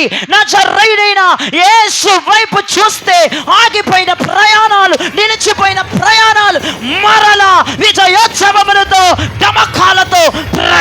ప్రయాణము చేయబోతున్నాయి. హల్లెలూయా. నేనంటాను, యేసయ్య వైపు చూసి గనక నీ ప్రయాణాన్ని కొనసాగిస్తే నీకున్న భారము నా యేసయ్య సులువుగా చేసేస్తాడు. హల్లెలూయా. అన్ని సులువుగా చేసేస్తాడు, నీకు ఇబ్బంది ఏమి ఉండదు. నువ్వు యేసయ్య వైపు చూసి యాత్రను చెయ్యి. అర్థమవుతుందా? యేసయ్యను చూచి యాత్రను చెయ్యి. యేసయ్యను ఎప్పుడైతే చూడటం మానేసావో, పరిస్థితులను ఎప్పుడైతే చూస్తున్నావో, అందుకే నీ ప్రయత్నం తగ్గిపోయింది, అందుకే విశ్వాసం తగ్గిపోయింది, అందుకే నీ ప్రార్థనా బలం తగ్గిపోయింది, అందుకే నువ్వు ఉపవాసాలు కూడా ఉండట్లేదు. నువ్వు ఎప్పుడైతే పరిస్థితులను చూస్తావో ఖచ్చితంగా నీ యాత్ర ఆగిపోతుంది. నువ్వు ఎప్పుడైతే నా యేసయ్య, నా జరయుడైన యేసయ్య వైపు చూస్తావో నీ యాత్ర క్షేమముగా, ధన్యకరముగా, ఆశీర్వాదకరంగా కొనసాగుతుంది. హల్లెలూయా. దేవునికి మహిమ కలుగునుగాక. మనం ఇప్పుడు యేసు వైపు చూసి ప్రయాణం చేయాలి. గట్టిగా చెప్పొచ్చా? యేసు బాబు వైపు చూసి ప్రయాణము చేస్తే ప్రయాణం ఆగదంట, ప్రయాణం క్షేమముగా జరిగిద్దంట, ప్రయాణము ఆశీర్వాదకరంగా ఉంటుందంట, ప్రయాణము దీవెనకరంగా ఉంటుందంట. ఇప్పుడు యేసయ్య వైపు చూడలేదనుకో, ఈ యాకోబు నజరేయుడైన యేసు వైపు చూసి ప్రయాణము చేసినంతసేపు ఆయన చెప్తున్న మాట చూసారా? 130 సంవత్సరాలు నేను ఇజ్రాయేలు దేవుడైన యెహోవా వైపు చూసి ప్రయాణం చేశాను, అక్కడ వరకు బాగానే ఉంది. ఎప్పుడైతే నాకు ఎదురైన పరిస్థితులను చూశానో అప్పటి నుంచి శోధనలు ఎక్కువైపోయినాయి. నువ్వు పరిస్థితులను చూడమాక యేసయ్యను చూడు. దేవునికి స్తోత్రం చెప్పండి. నువ్వు పరిస్థితులను చూసావంటే నీ ప్రయాణం ఆగిపోద్ది. నీ ప్రయాణం ఆగిందంటే ఎక్కడ లేని శోధనంతా నీ కొంపలోనే ఉంటుంది. దట్స్ ఆల్ నేను చెప్తున్నాను. ఇప్పుడు నేనున్నాను, యేసయ్య వైపు చూస్తూ ప్రయాణం చేస్తున్నాను కాబట్టి నా ప్రయాణం హ్యాపీగా, సంతోషంగా, సమాధానంగా, దీవెనకరంగా నా ప్రయాణం ఇలా వెళ్తుంది. అదే నేను వాళ్ళని చూసి వీళ్ళని చూసి అమ్మో అయ్యో బాబో అని నేను పరిస్థితులను చూశాను అనుకో, ఈ ప్రయాణం ఎక్కడో ఆగిపోయేది. నేను మీ దాకా వచ్చేవాడిని కూడా కాదు. ప్రియ దైవజనమా, ఈరోజు నేను ప్రయాణము చేస్తూ, అసలు మీరెక్కడ వారు, నేనెక్కడ వాడిని, ప్రయాణము చేస్తూ చేస్తూ యేసయ్య వైపు చూస్తూ ప్రయాణము చేస్తూ ఉన్నాను కాబట్టే నా ప్రయాణం మీ వరకు చేరింది. రేపటి రోజున నా ప్రయాణం నా యేసయ్య వరకు చేరుతుంది. అర్థమైందా? ఇప్పుడు నీ ప్రయాణము యేసయ్య వరకు చేరాలి, నూతన యెరూషలేము వరకు చేరాలి, పునాదులు కలిగిన మనము కలలుగంటున్న పట్టణము వరకు చేరాలి అంటే నీవు యేసయ్య వైపు చూడటమే మేజర్ పాయింట్గా ఈ పూటను తీసుకోవాలి. అర్థమైందా? ఎక్కడ ఏది జరుగుతున్నా పరిస్థితులను పట్టించుకోవద్దు, పరిస్థితులు చూడొద్దు. నీ మీద పరిస్థితులు ఎంత భయంకరంగా విజృంభిస్తున్నా నువ్వు దాని వైపు చూడొద్దు. హల్లెలూయా. యేసయ్య వైపు చూచి మనం ప్రయాణం చేయాలి. ఇప్పుడు నేను చెప్తాను, నీ ప్రయాణం క్షేమంగా జరగాలంటే, నీ ప్రయాణం ఆశీర్వాదకరంగా జరగాలంటే, నీ ప్రయాణం ఆనందంగా జరగాలంటే మొట్టమొదటిగా మనము తీసుకోవాల్సిన జాగ్రత్త ఏంటి? పరిశుద్ధాత్మ దేవుడు మనతో ఉన్నాడా లేదా, పరిశుద్ధాత్మను మనం పొందుతున్నామా లేదా. రెండవదిగా మన ప్రయాణం క్షేమముగా, మన ప్రయాణం ఆశీర్వాదకరంగా జరగాలి అంటే మనం యేసయ్య వైపు చూస్తున్నామా లేదా. అర్థమైందా? పరిస్థితుల వైపు చూసేవారుగా ఉండొద్దు, యేసయ్య వైపు చూసేవారిగా ఉండాలి. ఇప్పుడు ఈ మాట పక్కన వాళ్ళు చేతి పట్టుకొని చెప్పండి.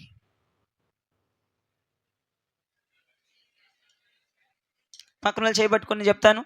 పరిస్థితుల వైపుగా చూసేవారిగా ఉండొద్దు, యేసయ్య వైపుగా చూసేవారిగా ఉండాలి. హల్లెలూయా. మనం యేసయ్య వైపు చూసి ప్రయాణము చేయాలి. ఎవడో ఏదో చేస్తే నీకెందుకమ్మా బాబు,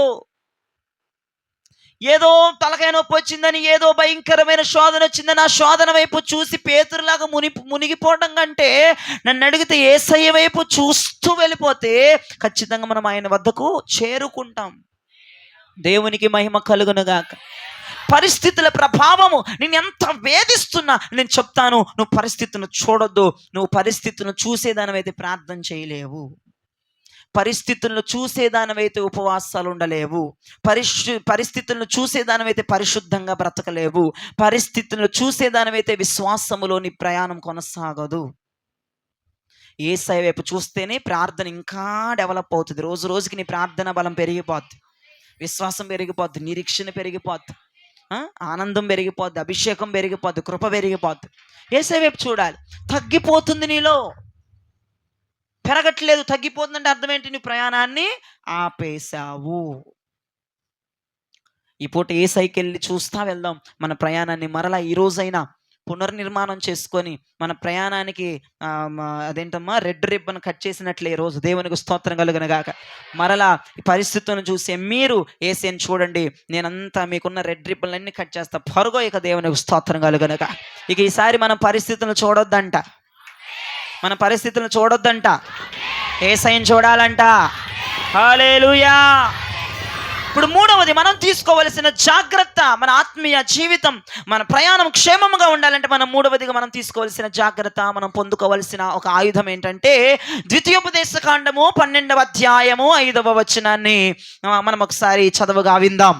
ద్వితీయోపదేశ కాండము 12వ అధ్యాయము 5వ వచనము. మీ దేవుడైన యెహోవా, మీ దేవుడైన యెహోవా మీ సమస్త గోత్రములలో, మీ సమస్త గోత్రములలో తన నామమును స్థాపించుకొనుటకు, తన నామమును స్థాపించుకొనుటకు నివాస స్థానముగా ఏర్పరచుకొను స్థలమును, నివాస స్థానముగా ఏర్పరచుకొను స్థలమును వెదకి అక్కడికే యాత్రలు చేయుచుండవలెను. యాత్రను చేయాలంట. గట్టిగా స్తోత్రం చెప్పండి. మనము ప్రయాణము చేసేటప్పుడంట దేవుడు ఏర్పరచుకున్న స్థలమును మనం ఎరిగి ప్రయాణం చేయాలంట. దేవుడు ఏర్పరచుకునే స్థలం ఏంటి? కీర్తనాకారుడు అంటున్న మాట చూడండి, 132 13 14లో రాయబడిన మాట. 132వ కీర్తన 13 14. యెహోవా సియోనును ఏర్పరచుకొని ఉన్నాడు, యెహోవా సియోనును ఏర్పరచుకున్నాడు, తనకు నివాస స్థలముగా దానిని ఆయన కోరుకున్నాడు. దేవునికి మహిమ కలుగునుగాక. ఆత్మీయ జీవితాన్ని కొనసాగించే భక్తులారా, విశ్వాసులారా, దేవుని బిడ్డలారా, దేవుని ప్రజలారా, మనము యాత్ర చేయుచున్న మాట వాస్తవమే. దేవుడు ఏర్పరచుకొనిన స్థలమును కనిపెట్టి యాత్ర చేయాలి అని వాక్యము సెలవిస్తుంది. దేవుడు ఏర్పరచుకొనిన స్థలం ఏంటయ్యా అంటే సియోను. నా దేవుడు దానిని ఏర్పరచుకున్నాడు అంటే ఒక్క మొక్కలో చెప్పాలంటే మనము ఆత్మీయ జీవితాన్ని చేస్తున్న వారము. బైబిల్లో చూడక నా వైపు చూస్తే మీకు అర్థమవుతుంది.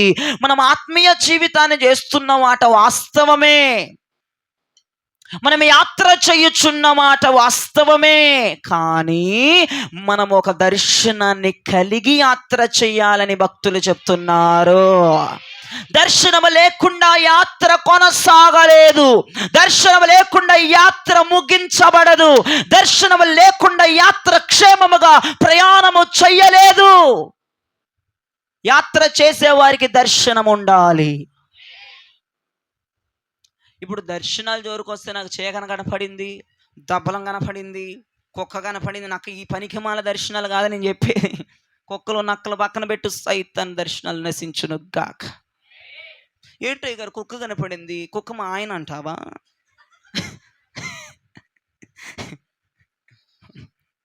ఒక ఆమంది నిజమండి, నేను వచ్చి మాట్లాడ, మీరు కాదులే, అవుట్ ఆఫ్ కంట్రీ, మన చర్చిలో కాదు వాళ్ళు. మన చర్చిలో వెళ్ళైతే అంటే మాట్లాడరు. దేవుడు మిమ్మల్ని దీవించును గాక. మన చర్చలో కొద్దిగా గొప్ప వాక్యం తెలుసు కాబట్టి మన చర్చలో అలాంటి మాటలు మాట్లాడరు. బయట అంటుంది, అయ్యగారు మా ఆయన చచ్చిపోయి 10 సంవత్సరాలు అయింది కానీ ఇప్పుడే నాకు కుక్క కనపడింది, కుక్క రూపంలో వచ్చామంటావా అన్నారు. మీ ఆయన కుక్కతో పోలుతున్నాం అందాం అనుకున్నాం, మళ్ళీ ఎందుకు బాధపడిద్దని. కుక్కగా వచ్చాడు, మనిషిగా వస్తే బాధపడతానని కుక్కగా వచ్చాడు అంటారా?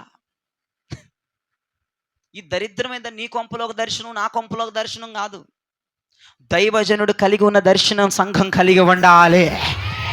ఈ రోజున స్టెఫను రాళ్లతో కొట్టబడుతున్నప్పుడు స్టెఫను ఒక దర్శనాన్ని కలిగి ఉన్నాడు. యెహోవా సింహాసనము, ఆ స్టెఫను కలిగి ఉన్న దర్శనమే యావత్ క్రైస్తవ్యం కలిగి ఉండాలి. హల్లెలూయా. దైవజనుడు దర్శనమే నీ దర్శనం అవ్వాలి. సింహాసనమే మన దర్శనం అవ్వాలి, నిత్య సియోనే మన దర్శనం అవ్వాలి. ఆ దర్శనమును కలిగి ఉండి మన యాత్రను మనం కొనసాగించాలి.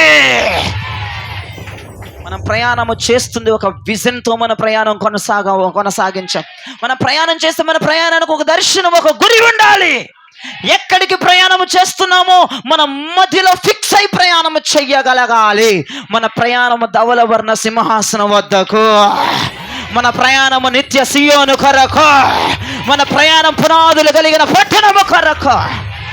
మనమందరం ఏం కలిగి ఉండాలమ్మా? దర్శనం. గట్టిగా చెప్పండి అమ్మా. దర్శనము కలిగి మనం ఏం చేయాలమ్మా? ప్రయాణము చేయాలి, యాత్ర చేయాలి. ఒక భక్తుడు అంటున్నాడు, పాట రూపంలో భక్తుడు అంటున్నాడు, ఆ భక్తుడు తను వెళ్ళేటువంటి పట్టణమును వర్ణిస్తున్నాడండి. ఏమండి? తను వెళ్ళే పట్టణాన్ని ఏం చేస్తున్నాడు దేబోరా అమ్మా?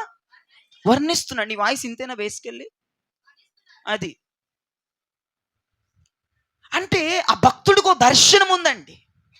అంటే అతను వెళ్ళే పట్టణం ఎలా ఉంటుంది, ఎలా ఉండబోతుంది, అది ఎలాంటి మహిమ గలది, అతను ఒక దర్శనాన్ని కలిగి ప్రయాణం చేస్తున్నాడు. కాబట్టి ఆ పాట రాశాడు అని నేను అనుకుంటున్నానండి. అది అబద్ధం కాదు, అది నిజమేనండి. అలా మా దర్శనం కలిగి ఉన్నాడు కాబట్టి ఈ పాట రాయగలిగాడండి. అతను వెళ్ళే ప్రదేశం, అతడు నివాసము చేసేటువంటి పట్టణం ఎలా ఉంటుందో అతను ఒక దర్శనం కలిగి పాట రాశాడు. ఇప్పుడు ఈ పాట మనం పాడుకుందాం. మనము కూడా ఈ పాటలో ఉన్నటువంటి సత్యాన్ని కలిగి, ఈ దర్శనాన్ని కలిగి మన ప్రయాణం చేస్తే మన ప్రయాణం క్షేమంగా అక్కడికి చేరుతుంది. నా యేసు రాజ్యం అందమైన రాజ్యం, అందులో నేను నివసించును. నా యేసు రాజ్యం అందమైన రాజ్యం, అందులో నేను నివసించును.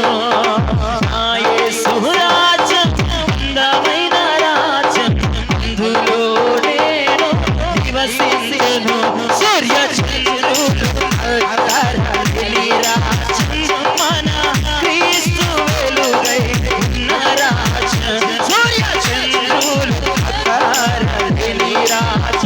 ప్రభు క్రీస్తు వెలుగై ఉన్న రాజ్యం.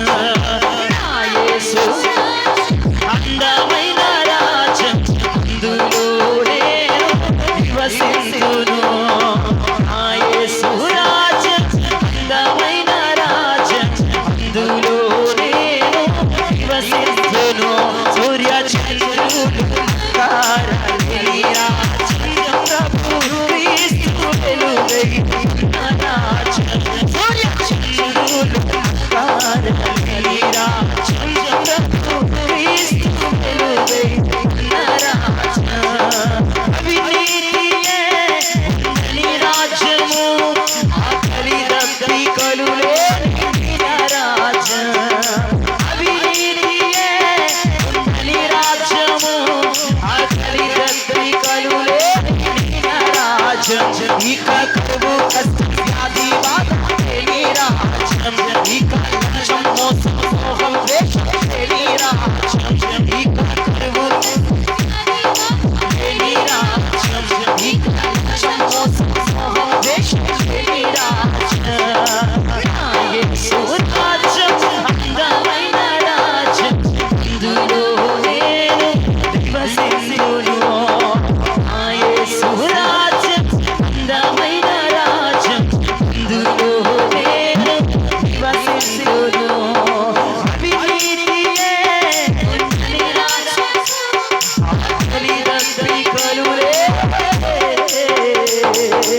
అవినీతియే నీ రాజ్యం, ఆకలి దప్పికలు లేని రాజ్యం.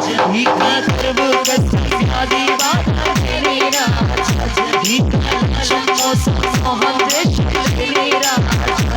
ఇక కరువు కష్టం వ్యాధి బాధ లేని రాజ్యం, ఇక లంచం మోసం మోహం ద్వేషం లేని రాజ్యం. చెప్పాలి. నా యేసు రాజ్యం అందమైన రాజ్యం, అందులో నేను నివసించును. నా యేసు రాజ్యం అందమైన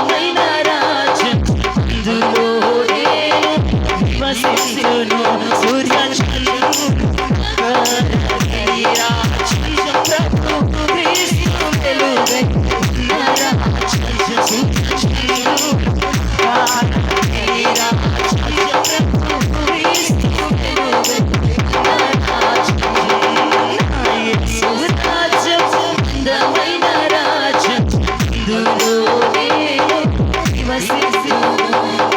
హల్లెలూయా స్తుతులున్న రాజ్యం యేసు సర్వాధిపతి అయిన సత్యరాజ్యం. హల్లెలూయా స్తుతులున్న రాజ్యం యేసు సర్వాధిపతి అయిన సత్యరాజ్యం. ప్రేమ సాక్షి సమాధానం నిత్యమున్న రాజ్యం. నీతి న్యాయం ధర్మం సంతోషం ఉన్న రాజ్యం. ప్రేమ సాక్షి సమాధానం నిత్యమున్న రాజ్యం. నీతి న్యాయం ధర్మం సంతోషం ఉన్న రాజ్యం. నా యేసు అందమైన రాజ్యం ఇందులో నేను నివసించును. నా యేసు రాజ్యం అందమైన రాజ్యం అందులో నేను నివసించును. సూర్య చంద్రుడు కడలి రాజ్యం ప్రభు క్రీస్తు వెలుగై ఉన్న రాజ్యం. సూర్య చంద్రుడు కడలి రాజ్యం ప్రభు క్రీస్తు వెలుగై ఉన్న రాజ్యం.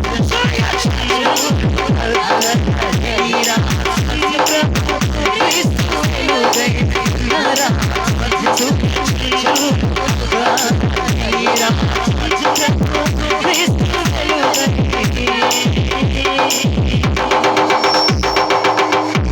బోలో యేసు మహారాజుకే. మనమందరము కూడా మనం కలలగనగాలి ఆ పట్టణము కొరకు. మనం ఒక ఈ టైప్ ఆఫ్ వ్యూలో దర్శనం కలిగి ఉండాలి. నా యేసయ్య రాజ్యం అందమైంది, అక్కడ సూర్యుడు చంద్రుడు అవసరం లేదు, ఆయనే నాకు వెలుగై ఉంటాడు. అక్కడ అవినీతి ఉండదు, అక్కడ ఆకలి ఉండదు, దప్పిక ఉండదు, కరువు ఉండదు, కష్టం ఉండదు, వ్యాధి ఉండదు, బాధ ఉండదు, లేముండదు. అక్కడ లంచాలు ఉండవు, మోసాలు ఉండవు, ద్వేషాలు ఉండవు. ఈ దర్శనం కలిగి ఉండాలి మనం. అక్కడ నిత్యము స్తుతులే ఉంటాయి. యేసే సర్వాధిపతిగా అక్కడ ఉంటాడు. అక్కడ ప్రేమ ఉంటుంది, శాంతి ఉంటుంది, సమాధానం ఉంటుంది. అక్కడ నీతి ఉంటుంది, న్యాయం ఉంటుంది, ధర్మం ఉంటుంది, సంతోషం ఉంటుంది. అక్కడికి నేను ప్రయాణం చేస్తున్నాను అన్నటువంటి ఈ దర్శనాన్ని గనక నీవు కలిగి ఉంటే ఖచ్చితంగా ఈ భూమి మీద నీ ప్రయాణము క్షేమముగా, ఆనందముగా, ఆశీర్వాదంగా, దీవెనకరంగా అక్కడికి కొనసాగుతుంది. మనం ఎలా ప్రయాణం చేయాలమ్మా? దర్శనాన్ని కలిగి ప్రయాణం చేయాలి, గురి వద్దకి ప్రయాణం. ఇప్పుడు నువ్వు వెళ్ళే చోటు ఎలా ఉంటుందో నీకు తెలుసు ఉండాలి. ఇక్కడ కలలగనాలి. ఆ పట్టణం గురించి ఆ భక్తుడు కూడా కలలు గని లేదంటే ఒక దర్శనాన్ని పొంది రాసిన పాట అది. అక్కడ అలా ఉండబోతుంది. వాక్యం కూడా సెలవిస్తుంది ఆ పట్టణం గురించి వివరిస్తుంది. ఇది మన దర్శనం అవ్వాలి. అక్కడ స్టెఫను రాళ్లతో కొట్టబడుతున్నప్పుడు అతడు ఒక దర్శనాన్ని కలిగాడు. యెహోవా సింహాసనం. మనం సింహాసనాన్ని గురి వద్దకు, ఆ గురి మనము మన మైండ్లో ఉండాలి. నువ్వు వెళుతున్న పట్టణం ఇలా ఉండబోతుంది, ఇలా అందముగా డిజైన్ చేయబడి ఉంది, మనం నివసించే పట్టణం ఇలా ఉండబోతుంది అన్నటువంటి ఒక గురి లేదా ఒక దర్శనం లేదా ఒక కళ, స్వప్నము కలిగి ఉండి మనం ఇక్కడి నుంచి ప్రయాణం చేయగలగాలి. అప్పుడు నీకు ఎదురవుతున్న కష్టాలు, బాధలు, నిందలు, దుఃఖం నువ్వేం పట్టించుకోవు ఇక. ఎందుకంటే నేను వెళ్ళబోయే పట్టణము బాధలని, కష్టాలని, శ్రమలని మైమరిపించే పట్టణముగా నువ్వు దర్శనాన్ని కలిగి ఉండాలి. నాకు చాలా బాగా ఇష్టమైన ఒక మాట, నేను గృహ ప్రార్థనలో తెగ పాడేస్తాను ఈ పాట. మాణిక్యమణులను మరిపించనే నీ కృప. ఏంటిదమ్మది? నిన్న నేను నిరంతరం అది ఓకే లేప్సిబా. మరువదే నీ కృప, మరువదే నన్ను ఎల్లప్పుడూ కృప, మాణిక్యమణులు అదేనా? మరువదే కదా, మరువదే నన్ను ఎల్లప్పుడూ నీ కృప. చూడండి, యేసయ్య కృప అంట మాణిక్యమణులనే మరిచిపోయేటట్లు చేస్తుందంట. నేను అంటాను, మీరు పరలోకము గురించి ఒక మంచి దర్శనం కలుగున్నారనుకోండి, ఈ లోకములను శ్రమలను మరిపించేస్తుంది ఆ దర్శనం. దేవునికి మహిమ కలుగునగా. నువ్వు ప్రయాణం చేస్తున్నప్పుడు శ్రమలు రావు అని చెప్పను, ఇబ్బందులు రావు అని చెప్పను, రోగము రాదు అని చెప్పను, వస్తాయి. కానీ నీవు కలిగి ఉన్న దర్శనము ఈ శ్రమలను మర్చిపోయేటట్లు చేసి ప్రయాణం చేయించగలగాలి. నాకు చాలా ఇష్టమైన పాట అది. మరువదే నన్నెల్లప్పుడూ కృప మాణిక్యమానులను మరిపించనే కృప. అబ్బా, మాణిక్యమనుల మీద ఆశ లేదు ఆయన కృపను అలా నేను తలుచుకుంటుంటే. అసలు నీ కృప తప్ప ఇవెందుకు పనిచేస్తాయా? ఈ మాణిక్యమనులను మరిచిపోయేటట్లుగా, ఈ భూ సంబంధమైనటువంటి ఆశీర్వాదాలు మరిచిపోయేటట్లుగా చేస్తుంది నీ కృప. హల్లెలూయా, హల్లెలూయా.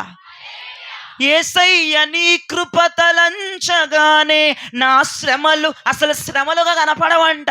నేను అంటాను, మన దర్శనం పరలోకం అవ్వాలి, మన దర్శనం ప్రభువై ఉండాలి, మన దర్శనం సింహాసనమై ఉండాలి.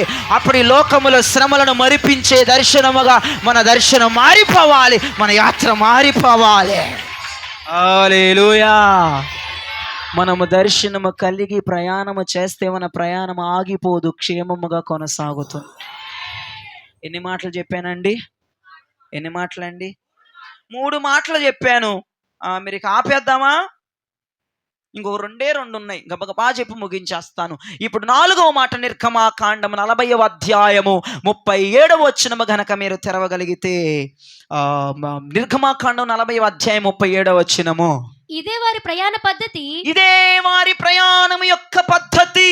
ఆ మేఘము పైకి వెళ్ళని ఎడల, ఆ మేఘము పైకి వెళ్ళని ఎడల, అది వెళ్ళు దినము వరకు, అది వెళ్ళే రోజు వరకు వారు ప్రయాణము చేయకుండిరి. వారు ప్రయాణమును నిలిపివేసుకుండిరి.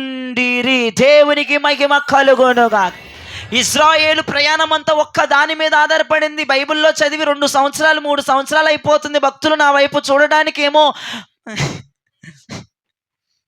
ఇశ్రాయేలు ప్రయాణం అంతా ఒక్క దాని మీద ఆధారపడింది. దేని మీద ఇశ్రాయేలు ప్రయాణము? మేఘము పైకి లెగుస్తే ప్రయాణం చేయాలి, మేఘం ఆగిపోతే ఆగిపోవాలి, మేఘం బయలుదేరితే బయలుదేరాలి. ఇశ్రాయేలు ప్రయాణం అంతా ఒక్క మేఘం మీద ఆధారపడినట్లుగా నీ ప్రయాణం నాయకత్వం మీద ఆధారపడి నడవాలి.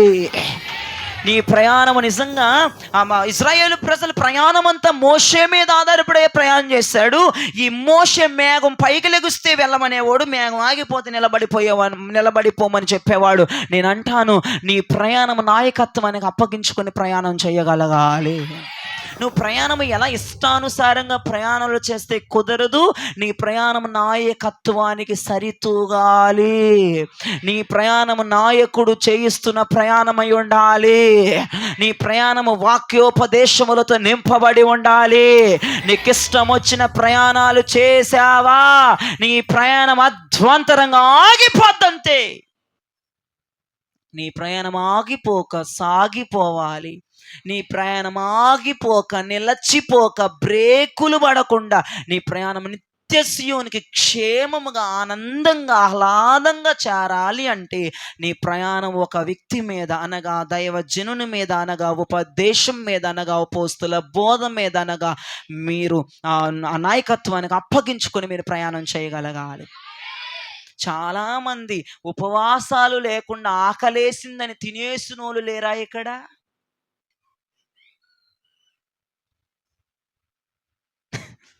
నువ్వు నాయకత్వంలో ఉన్నావా? లేవు. ఆకలేస్తుందని భోజనం చేసిన వాళ్ళు లేరా? లేరంటారా?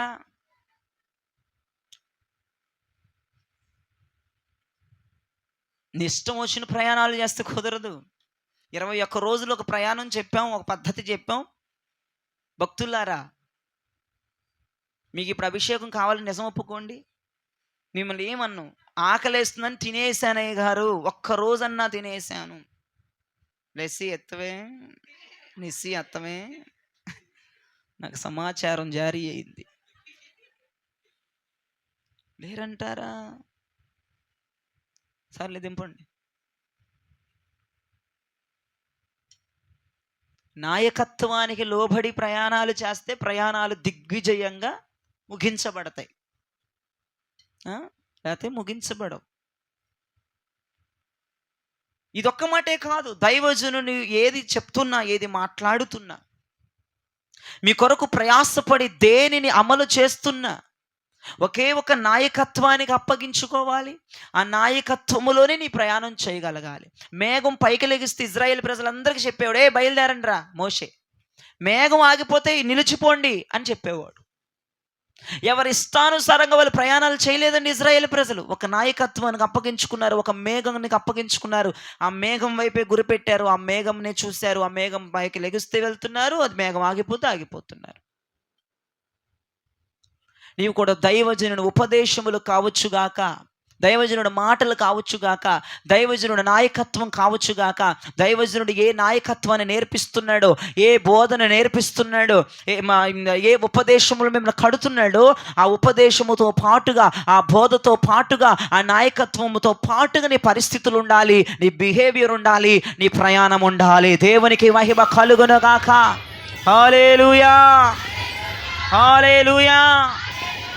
ఈ దైవజనుడు ఏది మాట్లాడుతున్నాడు, వాక్యాన్ని బేస్ చేసుకుని ఉన్నది ఉన్నట్లుగా నీ దైవజనుడు మాట్లాడుతున్నాడు కాబట్టి ఈ నాయకత్వానికి అప్పగించుకొని నాయకత్వములో నువ్వు కొనసాగగలగాలి, ప్రయాణము చెయ్యగలగాలి. అప్పుడే నీ ప్రయాణము క్షేమముగా, నీ ప్రయాణం ఆశీర్వాదకరంగా, నీ ప్రయాణము దీవెనకరముగా, అధిక మహిమలో అధిక కృపలో ముగించబడుతూ ఉన్నది. హల్లెలూయా. ఇక 5వదిగా 1 పేతురు రాసిన పత్రిక 2వ అధ్యాయము 11వ వచనం. 1 పేతురు పత్రిక 2వ అధ్యాయం 11వ వచనం చదవగా విందాం. ప్రియులారా, మీరు పరదేశులను యాత్రికులై ఉన్నారు గనక ఆ. ఆత్మకు విరోధముగా పోరాడు శరీరాశలను విసర్జించి దేవునికి మహిమ కలుగునుగాక. మనము ఆధ్యాత్మిక లేదా ఆత్మీయ ప్రయాణమును చేయుచున్న వారము గనుక నీ ప్రయాణము ఆగకూడదంటే, నీ ప్రయాణము గురి వద్దకు చేరాలి, నీ ప్రయాణము క్షేమముగా కొనసాగాలి, ఆశీర్వాదకరంగా దీవెనకరముగా నూతన యెరూషలేము పట్టణములోకి నీ ప్రయాణము చేరాలి అంటే శరీరాశలతో, నేత్రాశలతో, జీవపు డంబములతో మనకి పని ఉండకూడదు, అవసరం ఉండకూడదు. అర్థమైంది అనుకుంటున్నాను. ఈ మాట మీకు అర్థమైన వాళ్ళు దేవునికి స్తోత్రం చెప్పండి. శరీరాశలు ఉండొద్దని, నేత్రాశలు ఉండొద్దని, జీవపు డంబములు ఉండొద్దని, లోకము మీద ఆశలు ఉండొద్దని, శరీరం మీద కోరికలు ఉండొద్దని, ఈ లోక ఆడంబరాల మీద ఆశలు మనకు ఉండకూడదని వాక్యం క్లియర్గా సెలవిస్తుంది. మనము ఆత్మీయ ప్రయాణము చేస్తున్న వారము, ఆధ్యాత్మిక ప్రయాణము చేస్తున్న వారము, నూతన యెరూషలేము పట్టణమునకు ప్రయాణమై వెళుతున్న వారము, మనమందరం యాత్రికులం, మనందరము ప్రయాణికులం, మనందరము పరదేశులం. కాబట్టి లోకాశలు మనకి ఉండకూడదు, శరీరాశలు మనకి ఉండకూడదు, జీవపు డంబాలు మనకి ఉండకూడదు, నేత్రాశలు మనకు ఉండకూడదు. ఇవన్నీ ఉన్నాయా, నీ ప్రయాణము ఆగిపోతుంది. శరీర కోరికలు పెరిగిపోతున్నాయా, నేత్రాశ కోరిక పెరిగిపోతుందా, జీవపు డంబము ఏమి తిందాం ఏమి తాగుదాం పొద్దు గూకులు ఇదేనా? నేత్రాశ ఏది చూసినా ఆశిస్తుందా ఈ కన్నులు? శరీరాశ, శరీర కోరికలు చావకుండా అనేకమైన లోకం మీద అట్రాక్షన్ పుట్టించే కోరికలు శరీరంలో కలుగుతున్నాయా?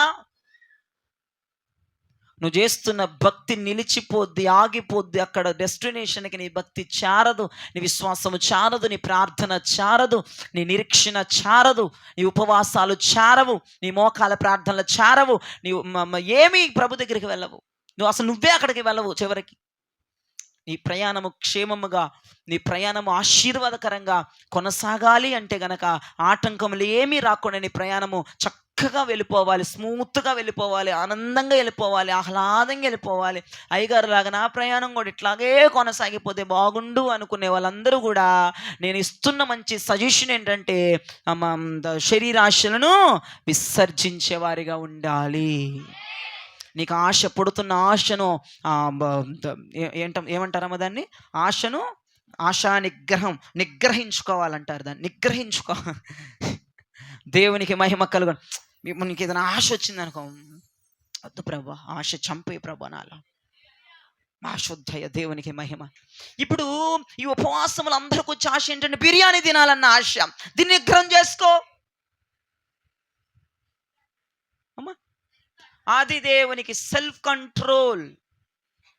కంట్రోల్ చేసుకో.